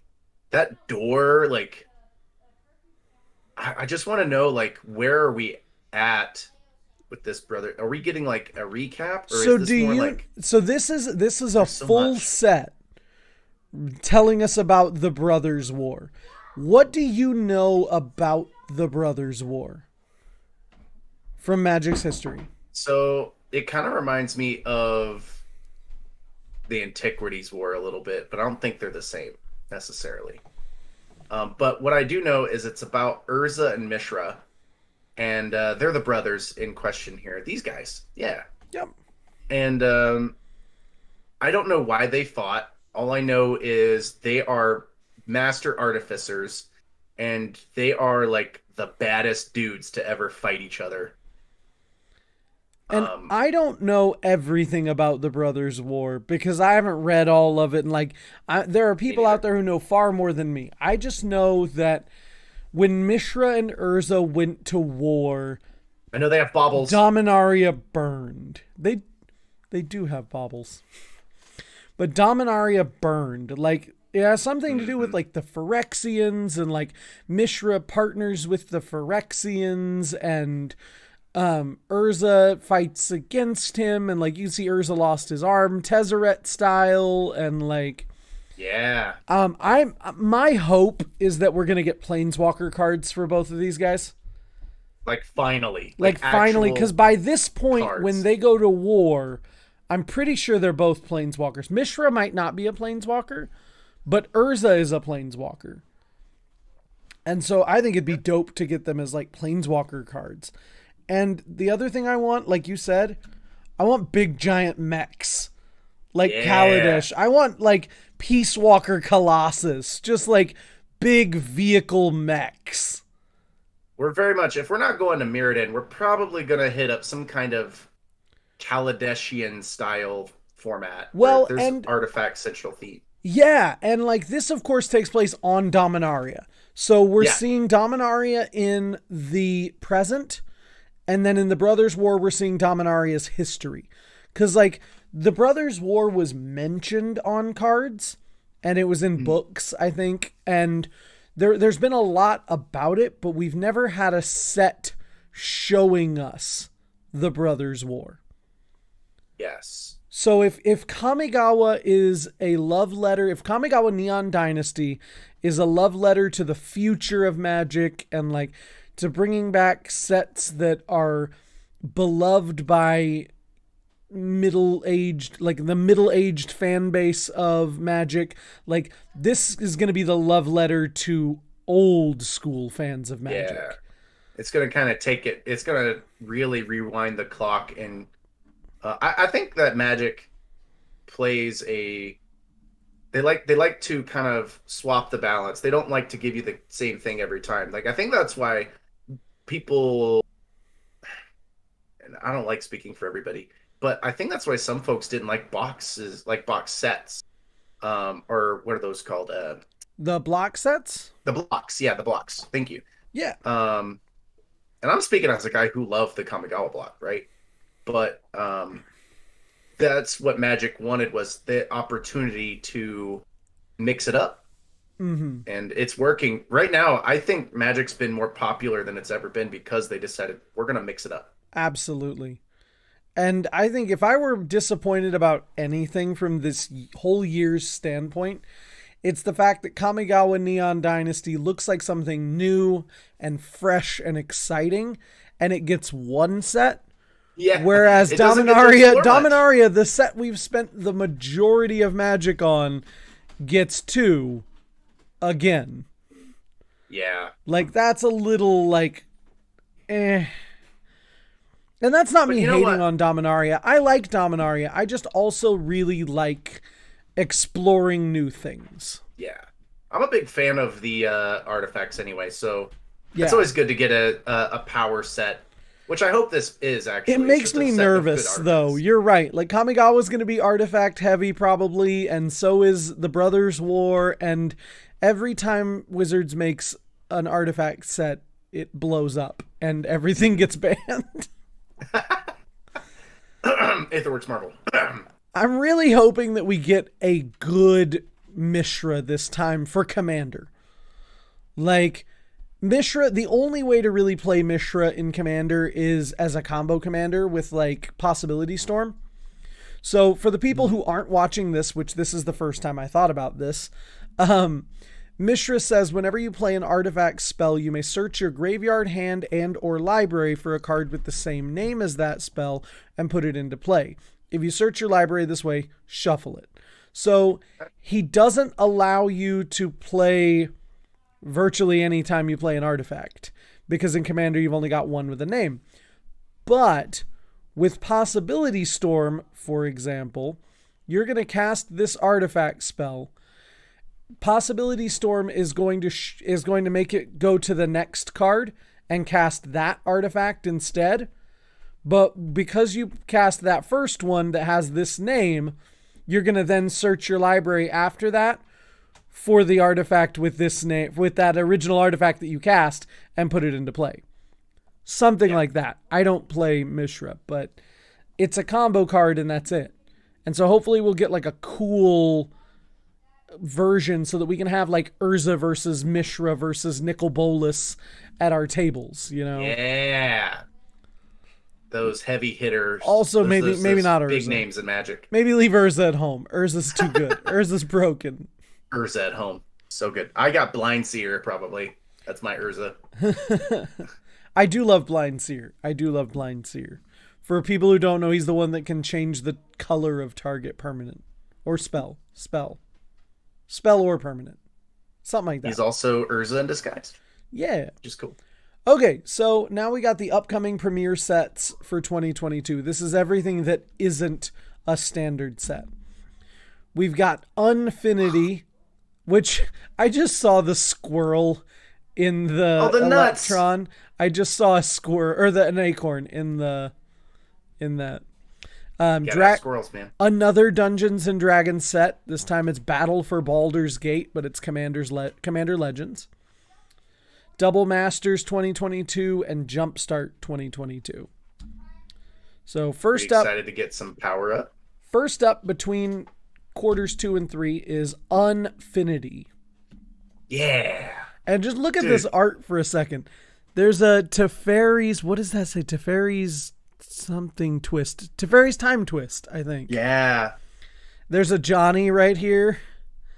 And some little like gremlins pulling on his axe. I'm trying to find all the Easter eggs I can find. There's a Johnny Stuffy. Yeah. I think there's a Chandra right there. Devil Knievel. Devil Knievel. Devil Knievel. Okay, so what we know about this is that this is Look at the little bolas. Sorry, I could go over this. It's so good, but it's silver bordered, and so it is the first fully sci-fi set for Magic, but it's silver bordered, and it has to do with, they wanted to do a top-down silver bordered set. And so what they decided on was space and the idea of a carnival in space that travels from planet to planet and puts on this giant theme park, amusement park, carnival situation.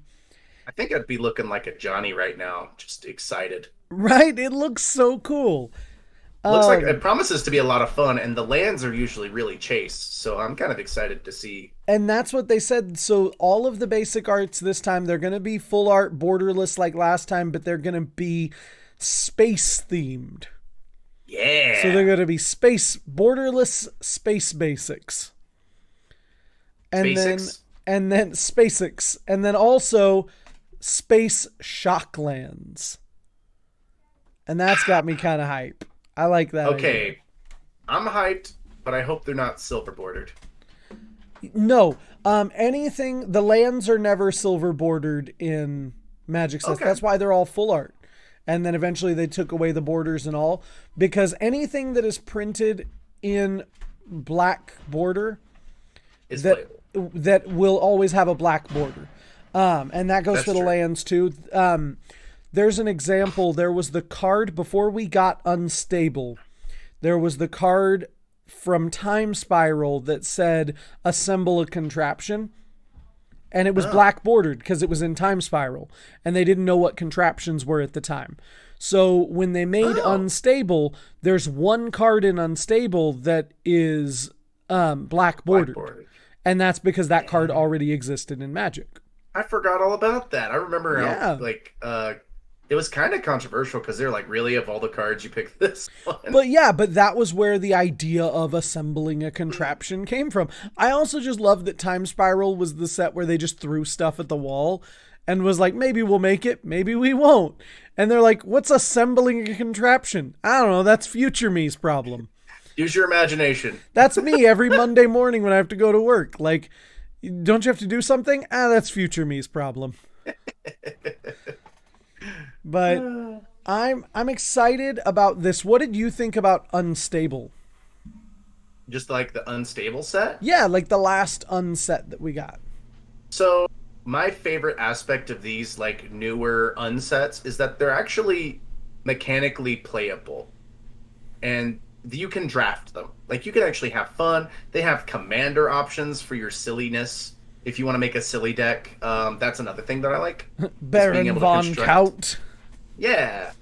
And they're mechanically playable. Whereas like with the old ones, they were so outlandish.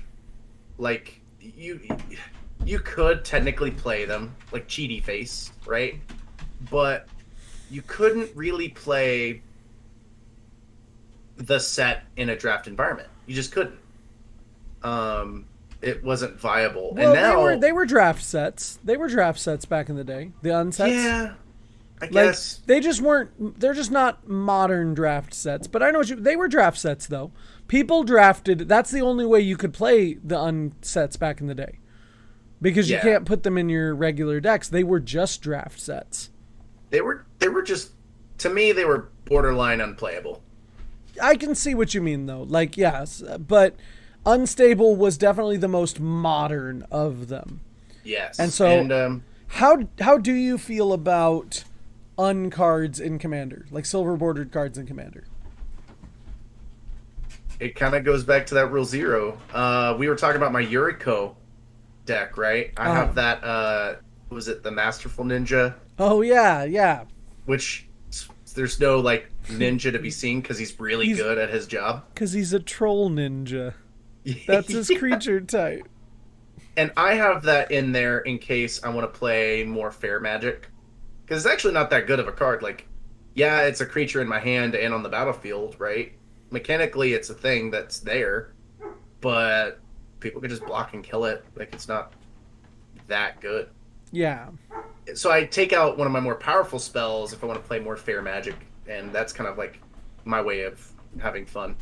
Oh yeah. But I think I said that to say that, you know, silver bordered cards in Magic, there has to be an agreement at the table when you're going in. You can't just like, I'm gonna play this Alexander Clemilton deck because you have to put up with me. That's what I was gonna bring up. Was like I've wanted to build an Alexander Clemilton mill deck for a long time, because Persistent Petitioners are one of the wordiest cards in Magic, and so I thought it'd be silly to have him with a bunch of advisors just milling people out.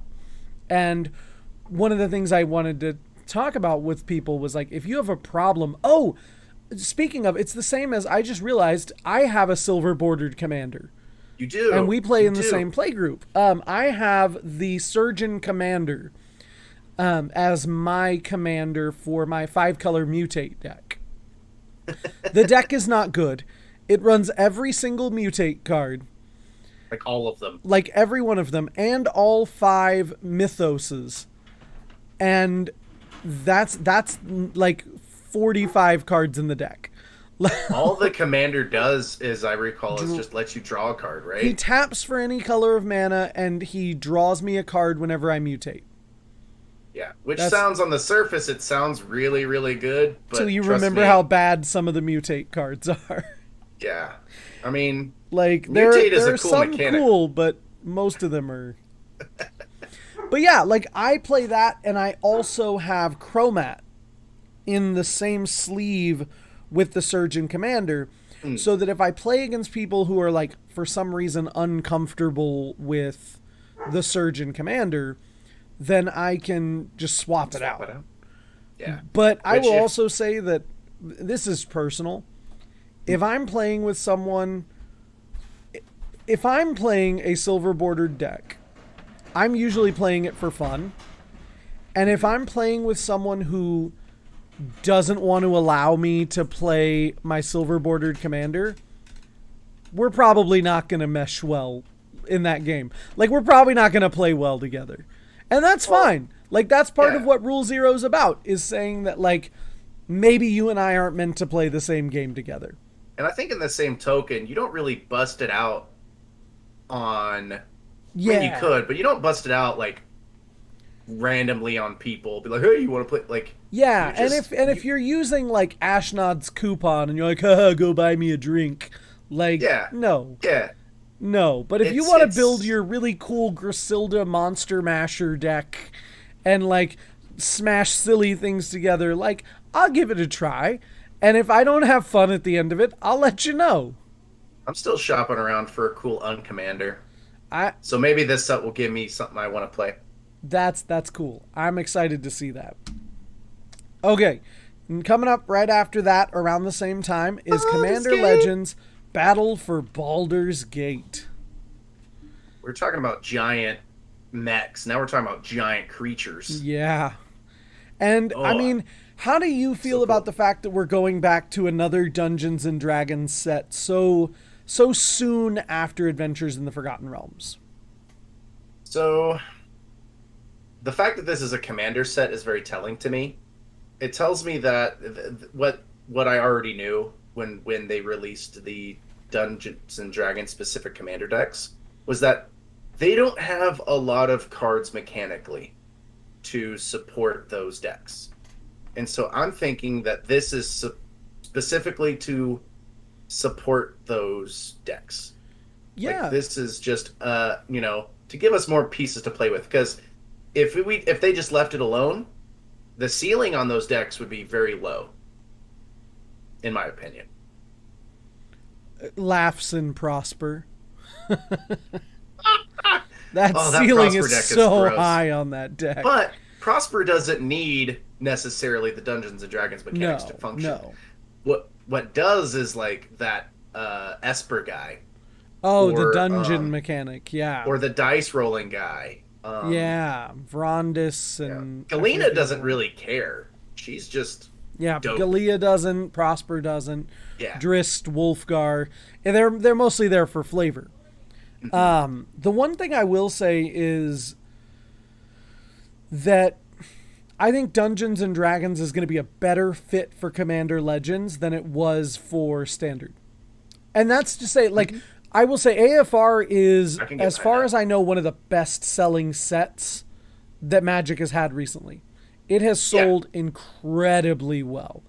because the flavor was friggin' amazing. And people love, like, D&D players and Magic players are like a very small, very tight Venn diagram. Like, a lot of people play both. But the thing about Dungeons and Dragons is that it's a collaborative game with a lot of people. You play with a lot of your friends. Guess what Same else does with that? Commander. Yep. Exactly. Like, it's one thing to play your Drist deck against your opponent's Wolfgar deck in Standard. It's a different feeling in Commander. I still kind of want to see an arch enemy style commander game that's very D&D esque. Yeah. With for example, like Wolfgar, Brunor, Drist, and Catti-brie versus Icing Death kind of thing. Yeah, just us versus even just like an auto generated game where Oh, the that'd be so cards flip cool off if the we got table. another arch enemy set. It's not on the slate, but That'd be cool. I miss Arch Enemy. It would just be, it'd be the best flavor you could get because you're actually playing with your friends and not against them, which is still fun. Like, playing against your friends is fun, but playing with them sometimes is more fun. Did you play Baldur's Gate, the games? No. No? No. I've played, like, all of them, so I'm kind of excited for Baldur's Gate. I have played, like, a D&D game. He plays a lot more tabletop. Dungeons and Dragons than I do nowadays. How many games are you playing right now? Like 2, 3? At any given time, I'm usually the forever DM now. I never was until like someone said I'm the DM, and it's like, I want to play. No, you're gonna lead this team. No, I don't want. Nope. But now you're usually now it's you're like the one or two games usually. We all appreciate it though. Yeah. But I'm also just excited because this is also just Commander Legends 2. Yes. Like, we can get the rest of the Battle Bond lands. We can get all the Battle Bond lands, maybe, with extended arts this time. Cross your fingers. Just keep reprinting those into Oblivion. Yeah. They did say that there's going to be new mechanics, and there's also going to be returning mechanics from Commander Legends 1. So, maybe partner? Maybe Monarch? Ooh. I'll always kill for more Monarch cards. I think Monarch is a good choice because you don't need the best Monarch cards to get Monarch going. Like, once it's interjected into the game becomes so much more dynamic. You really only need a couple in your deck. Yeah, if you like as Monarch. people start fighting over who's going to be the Monarch, like, it just makes the game so much cooler. One of these days, we're going to have to do an episode talking about, like, the different variants that we play. And when we do, one of the ones I want to talk about is just, like, a variant called just Monarch, where you start with the Monarch on the table, and whoever gets first blood becomes the Monarch. Yeah. And then go from there. You know, we don't play that one as much, but I do like that as a concept overall. Yeah, I like it as a concept because, like I said, Monarch just entices the game to move forward. Because even if you wouldn't normally attack right now, but they're the Monarch. Yeah. And you're like, yeah, well, I'll send this little 2-1 in because I want to be the Monarch. My hand's looking a little light and you're looking kind of sideways, so maybe I want to give you a little pokey action. But I think Commander Legends is going to be cool. Battle for Baldur's Gate is a cool name. I'm just excited to see when we get there. I think Zendikar is going to feel a little jealous. Oh, yeah. So this is in quarter 3 and quarter 4. We just have these coming. I don't have a lot to say about them, but Double Masters 2022. This was the set where we got 2 foils per pack, 2 rares or mythics in each pack. It's also the one where we got $100 packs. Yeah. It's going to have a lot of chase cards, and it's going to be kind of gate kept, in my opinion. I don't like gatekeeping rares. And that's why I'm not excited for Double Masters 2, is that, like, Double Masters 1 had $100 20 card packs. Yeah. And, like, that's too much for me to gamble on. Like, at what point does Magic stop? At what point is Magic breaking gambling laws? Like, honestly, when you're paying $100 and you're opening, like, chaff and, like, Trees of Redemption and stuff, like... Yeah, it's not like you're playing Monopoly, but you have to open packs to get the properties. And I'm just going to take 1 second to say that, like, Mark Rosewater has talked about how they make bad cards in draft sets to help teach drafters, as you're learning, how to evaluate a good card versus a bad card. If all the cards are good, you never learn how to evaluate cards, and it takes the strategy out of the game. I understand that for competitive drafts. Right. Like for standard sets. You gotta have some bad rares every now and then so that players go, oh, I got a rare. And then they're like, oh, but it's rags to riches. Or some of the... What's that one I got like 100 of? I didn't like. I don't remember. I just remember everyone gets that card. They always. I just remember the 2 and a foil rags to riches that I opened in Amonkhet, pre-release. Saddest day of my life. You know what, though? Inversely, I got like 4 Kioras Yeah. from Zendikar, so I was pretty excited about that.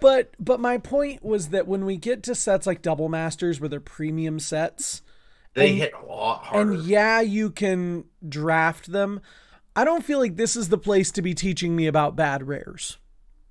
Right. This Like- is to put new, like, old cards. Yeah, this is And that we print need. good cards. Print needed reprints. Don't print bad cards to make me assess things better. Like, Because I'm not a 13-year-old with $100 going. yeah, "Give me dropping that." $100 on a pack, you know.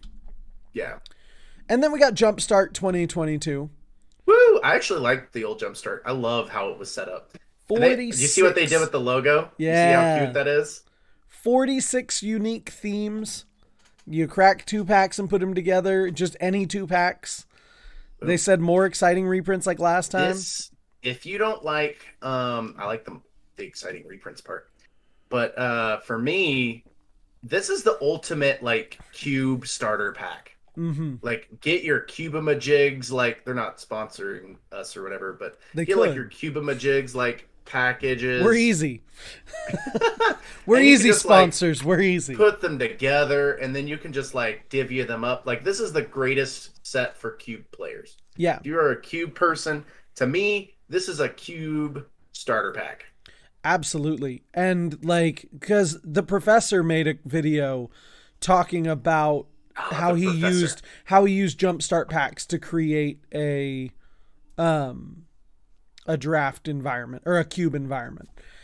And And I would almost call this like a more, and I'm not a great drafter. I get a lot of choice paralysis with draft, me too. but I feel like this is a more approachable draft. Yeah, because you just grab a couple of packs, shuffle them together, and go to town. And You like, don't have to pick your cards and slide them over. You can just go, oh, 2 cards, boom, Yep. 2 packs rather. Let me get some lands, and I'm ready to rock. and hopefully Jumpstart 22 won't be marred by the pandemic in quite the way the first one was.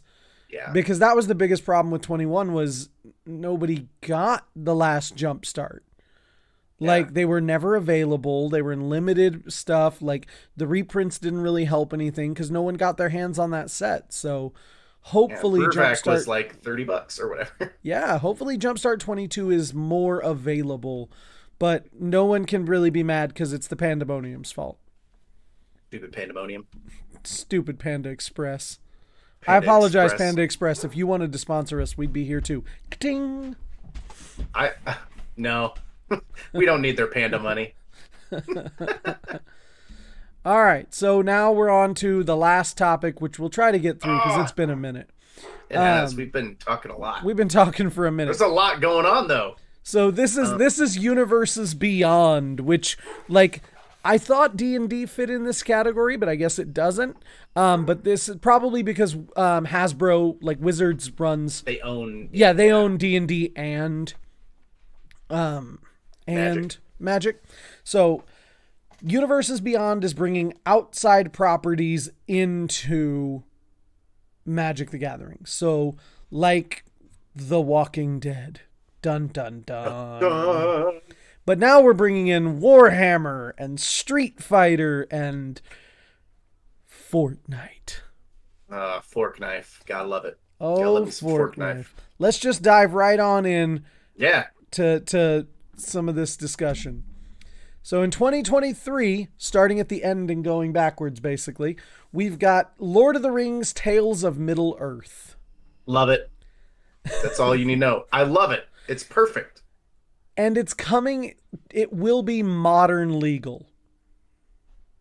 And that's part of the thing that's got some people's feathers ruffled. Take Is that, Tarmogoyf. Tarmogoyf being blocked by Bilbo Baggins. Bilbo gonna bag all Like- over that Goyf. Like, I want a Soul Ring that has the One Ring art. And here's the thing. Don't say that, because now I want that. There will be 4 EDH decks with the release of Tales of Middle-earth. And if I don't get a One Ring Soul Ring, I'll be Rule them mad. all. And you know, like, the Wizards are gonna be like, at the helm. Like you got your Gandalf, your Sauron, your Yeah. all of those And guys. I don't think either of us are more than like, I've read the books once, but like we're mostly just like familiar with Lord of the Rings. We're not like I big loved Lord the of the animated Rings. movie when I was a kid. That was what I grew up with Yeah. Lord of the Rings. And this art, I think, is for the only card we have a name for, which is Gandalf, Friend of the Shire. Friend of the Shire. He looks so cool. I like that he's not straight from the movie Oh, or and like there's the ripped off a fireworks. cover or something. Like that's the fireworks going off Yeah. because he sets off the fireworks. In Fellowship, right? Yeah, at Bilbo's. This is Bilbo's birthday party. Yeah. His 111th birthday. God, I forget how old he was. But do you think it's going to be a problem that they're going to be black bordered in modern legal? No, not at all. For the same reason why I don't think like, well, okay, it's not for the same exact reason as Kamigawa, right? But I think that with this set in particular, the themes mesh so well. Like, I don't think it'll feel awkward. Like, I think Urza and Gandalf could like shake hands and be chill with each other. You know? It's very much in the same vein as Magic. And I mean, Magic is inspired by Dungeons and Dragons, and Dungeons and Dragons was inspired by Lord of the Rings. So it's like 6 degrees of Kevin Bacon, but it's 2 degrees away. Like, yeah, if anyone were to argue anything, this is where it started. Like, this is ground zero, right? and In if my you don't have a opinion. problem with Drist being in modern, then why would you have a problem with Gandalf or Frodo? Exactly. I feel like the 100%. only difference is that, well, Frodo was in a movie. And you're like, okay, well, I don't think they're going to put Elijah Wood on the card. This doesn't really look Exactly. like Ian McKellen, Sir Ian And McKellen. that's actually something that I like about the set, because it's really its own thing, and it actually makes it more, in my opinion, more magical. Is that it's not tied to some celebrity. Oh, and I got to see, I don't know if you guys can see it by the way I cropped it, but hairy hobbit feet. It just makes me laugh. But Fuzzy feet. I love this. He's smiling. Like, they're all excited. I like this. Good times. Warhammer 40K. Hey AJ, guns. You wanted guns. You got guns. Okay, so I'm conflicted about this set. I have to dive right in, AJ, because I got some things, man. Like, where are these people coming in going like blam blam out of where are they coming from? I want to know how they interlock them. Now, this could Space just be, like, Marines. Call Yeah. them what they are. they're just so on one hand, it is the most like I've seen art, I've seen a lot of concepts. This is some of the most metal stuff that you can bring to the table, right? Oh, yeah. The environment is so epic. It's so technologically advanced. Their magic is bullets. You know? Yeah. It is basically to me what what's that? I'm gonna butcher it. I don't want to mess it up. I'm going anyway. There's like a set that takes place. Is it Shadowborn? Like Lorwyn and Shadowmoor? No. It's a D&D style set. Oh, it's a tabletop game. Shadowrun. yeah, Shadowmoor, I thought. I think, no. I think it's Shadowrun. Yeah, I could be Shadowrun, off. Shadowrun. Thank you. But it's Yeah. it's Shadowmoor is it's that, Lorwyn's other half. It's that to D&D or Pathfinder. Like it's that far apart, but they have similar styles and mechanics. Yeah. So- I think this feels a lot like Kamigawa Neon Dynasty in the Yes. sense that like Warhammer 40K, like old school Warhammer is a fantasy game. Yeah. 40K is that fantasy world 40,000 years in the future. Yes. And so this is just like Kamigawa, but like even more future.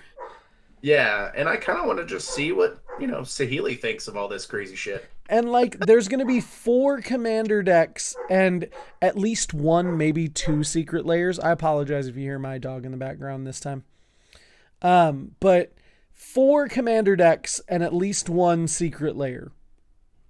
And I'll be honest, I kind of want all of them. I kind of want to dive into this It's set, not it's gonna lie. gonna feel a little weird to me when you whip out your Space Marine deck Against Space Godzilla? Like, against. let's go. You're correct. I do run Space Godzilla, but like, it's weird. But at the same time, like we said earlier, this is a game for Yes. 13 plus. Put your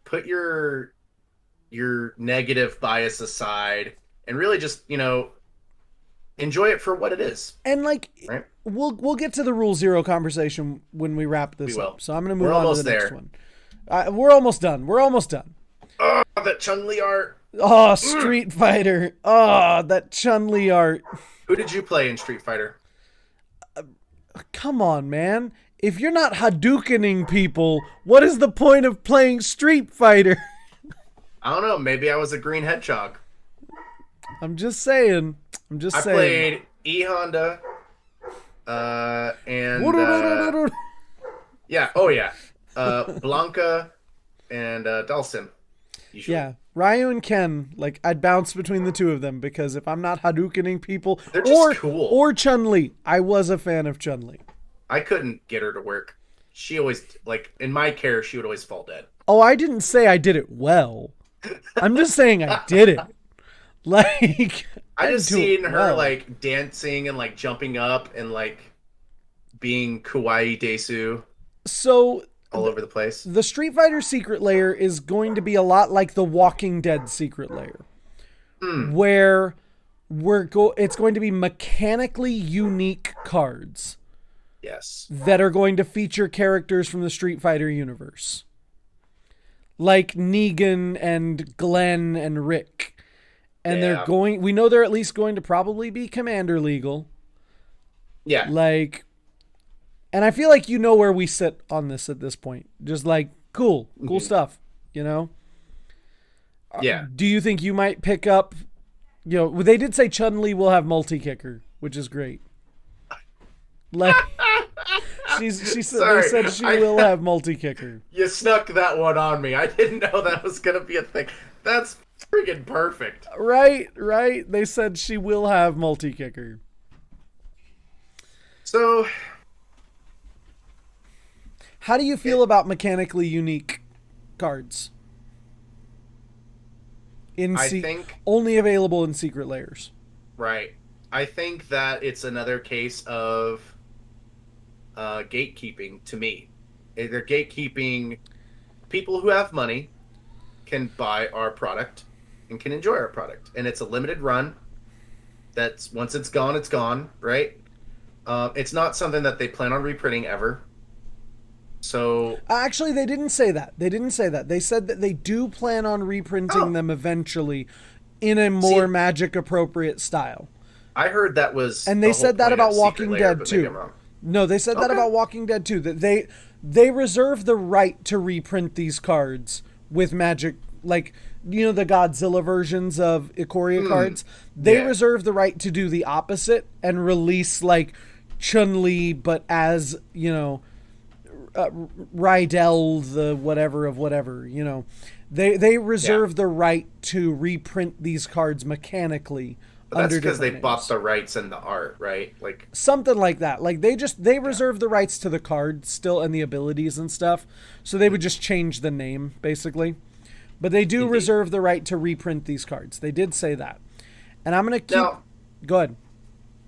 as we're on this topic, like I don't hate the idea. I think some people, like especially Street Fighter fans, might really want to pick up Chun-Li and it's like, I want to play Chun-Li As my like, commander. Kung Fu Yeah. kicker, right? I think it's fine. And the beauty about Commander is, like you said before, you don't have to play with that person. The fact is we are not here to yuck anybody's yum. Yeah. I think it's going to be cool, whatever comes of it. We'll talk more about that in half a second, but let's talk about the elephant in the room too. Fortnite. The Fortnite secret layer. Yes. So this one is not going to be unique cards like the Street Fighter one. the Fortnite cards are going to be like the Godzilla cards from Ikoria. Existing Magic cards with Fortnite skins. Which I feel like is super appropriate for the fact that they're essentially skins in a game where you can buy skins. That's actually very good connection there. Like, that's pretty on the nose. In my head, I'm seeing like one of the most popular, arguably one of the most popular video game franchises. Two of them, if you include Street Fighter, right? Yeah. Like, these are on par and have a history now, especially Street Fighter, right? Yeah. It's that favorite ice cream debate, right? Like, it's there. Would you deny people the enjoyment of it, kind of thing? And the fact that it's there doesn't ruin my experience at all, because I can still play the cards that I enjoy. Yeah. And like you said about Street Fighter with Fortnite, I have a kid who's about to turn 12 and has a passing interest in Magic. He's played some with us. But the second I told him, hey, they're making Fortnite Magic cards, he goes, when are we getting the Fortnite Magic cards? He was like, I want those Fortnite Magic cards. He's like, when do they come out? Do they come out tomorrow? I want those cards. Like, that's going to get him to play Magic more. And I want to play Magic with my son. I want to hang out with him. Yeah. You know, I mean, our table isn't really PG, but like, it's fine. Maybe we'll play with our Street Fighter or our whatever. Yeah. And like, it's all about having fun. Like, and yes, if you want to play Driss Do'Urden, if you want to play Chun-Li, or I don't remember the names of any of the Fortnite people.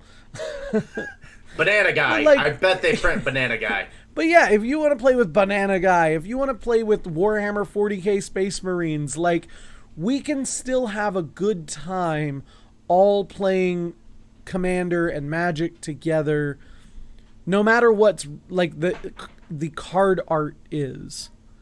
And there's something that I think Magic has noticed trending in the mainstream. Like, they have their feelers on the ground. Like, they know what's up.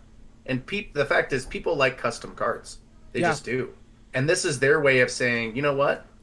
We have all the tools. Why don't we just do that? That's exactly what this is. And you could argue that that's kind of a knock against Secret Lairs, is the fact that like these kinds of Universe Beyond ones, because you're right, people are out there making custom altars. You know, I know a couple of people like Hurly Burly Arts who's out there making like custom altars, and like shout out.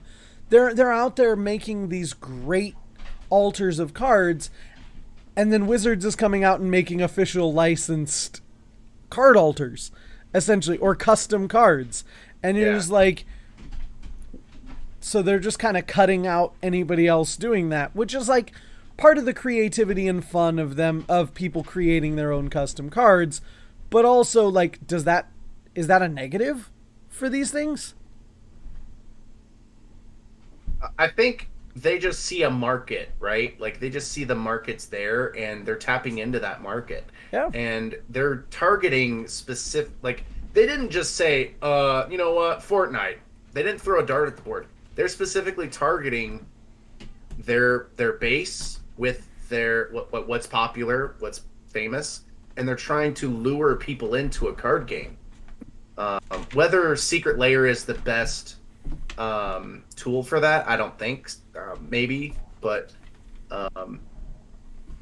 like, especially in our age group, and it's gonna be, I think, well received, except for the naysayers, all the people that are just like, oh, Fortnite, I don't want to. Yeah, Fortnite is stupid. I'm selling all my Magic cards. You're like, just don't. You were probably a grump. If you're the kind of person who was saying Fortnite's going to make me sell my Magic cards, you were probably a grumpy person that I didn't want to play with in the first place. Yeah. Like, no offense, and I'm not saying that you can't be against these cards. Yeah, because you definitely can be. I'm not saying anything about your opinion. But if your opinion is, I don't like these cards, this is the worst thing ever, I'm going to sell all my Magic cards, Wizards is ruining everything, then I don't know what you want me to do. You know, I don't know what I can do to appease you. Because I feel like I'm going to play a card and you're going to be like, oh, you're playing that card. That card's I don't like that card. That's combo card. You know, like, what are you not going to grumble about at this point? Like, it's happening. You don't have to play these cards. You don't have to buy these cards. And unless you're playing, like, a competitive format, like, you don't have to play against these cards if you don't want to. Exactly. They're catering to what's going to give them growth as well. And I will say there are two last points that I want to make about Secret Lairs. One is I hope with Street Fighter they learn the lesson.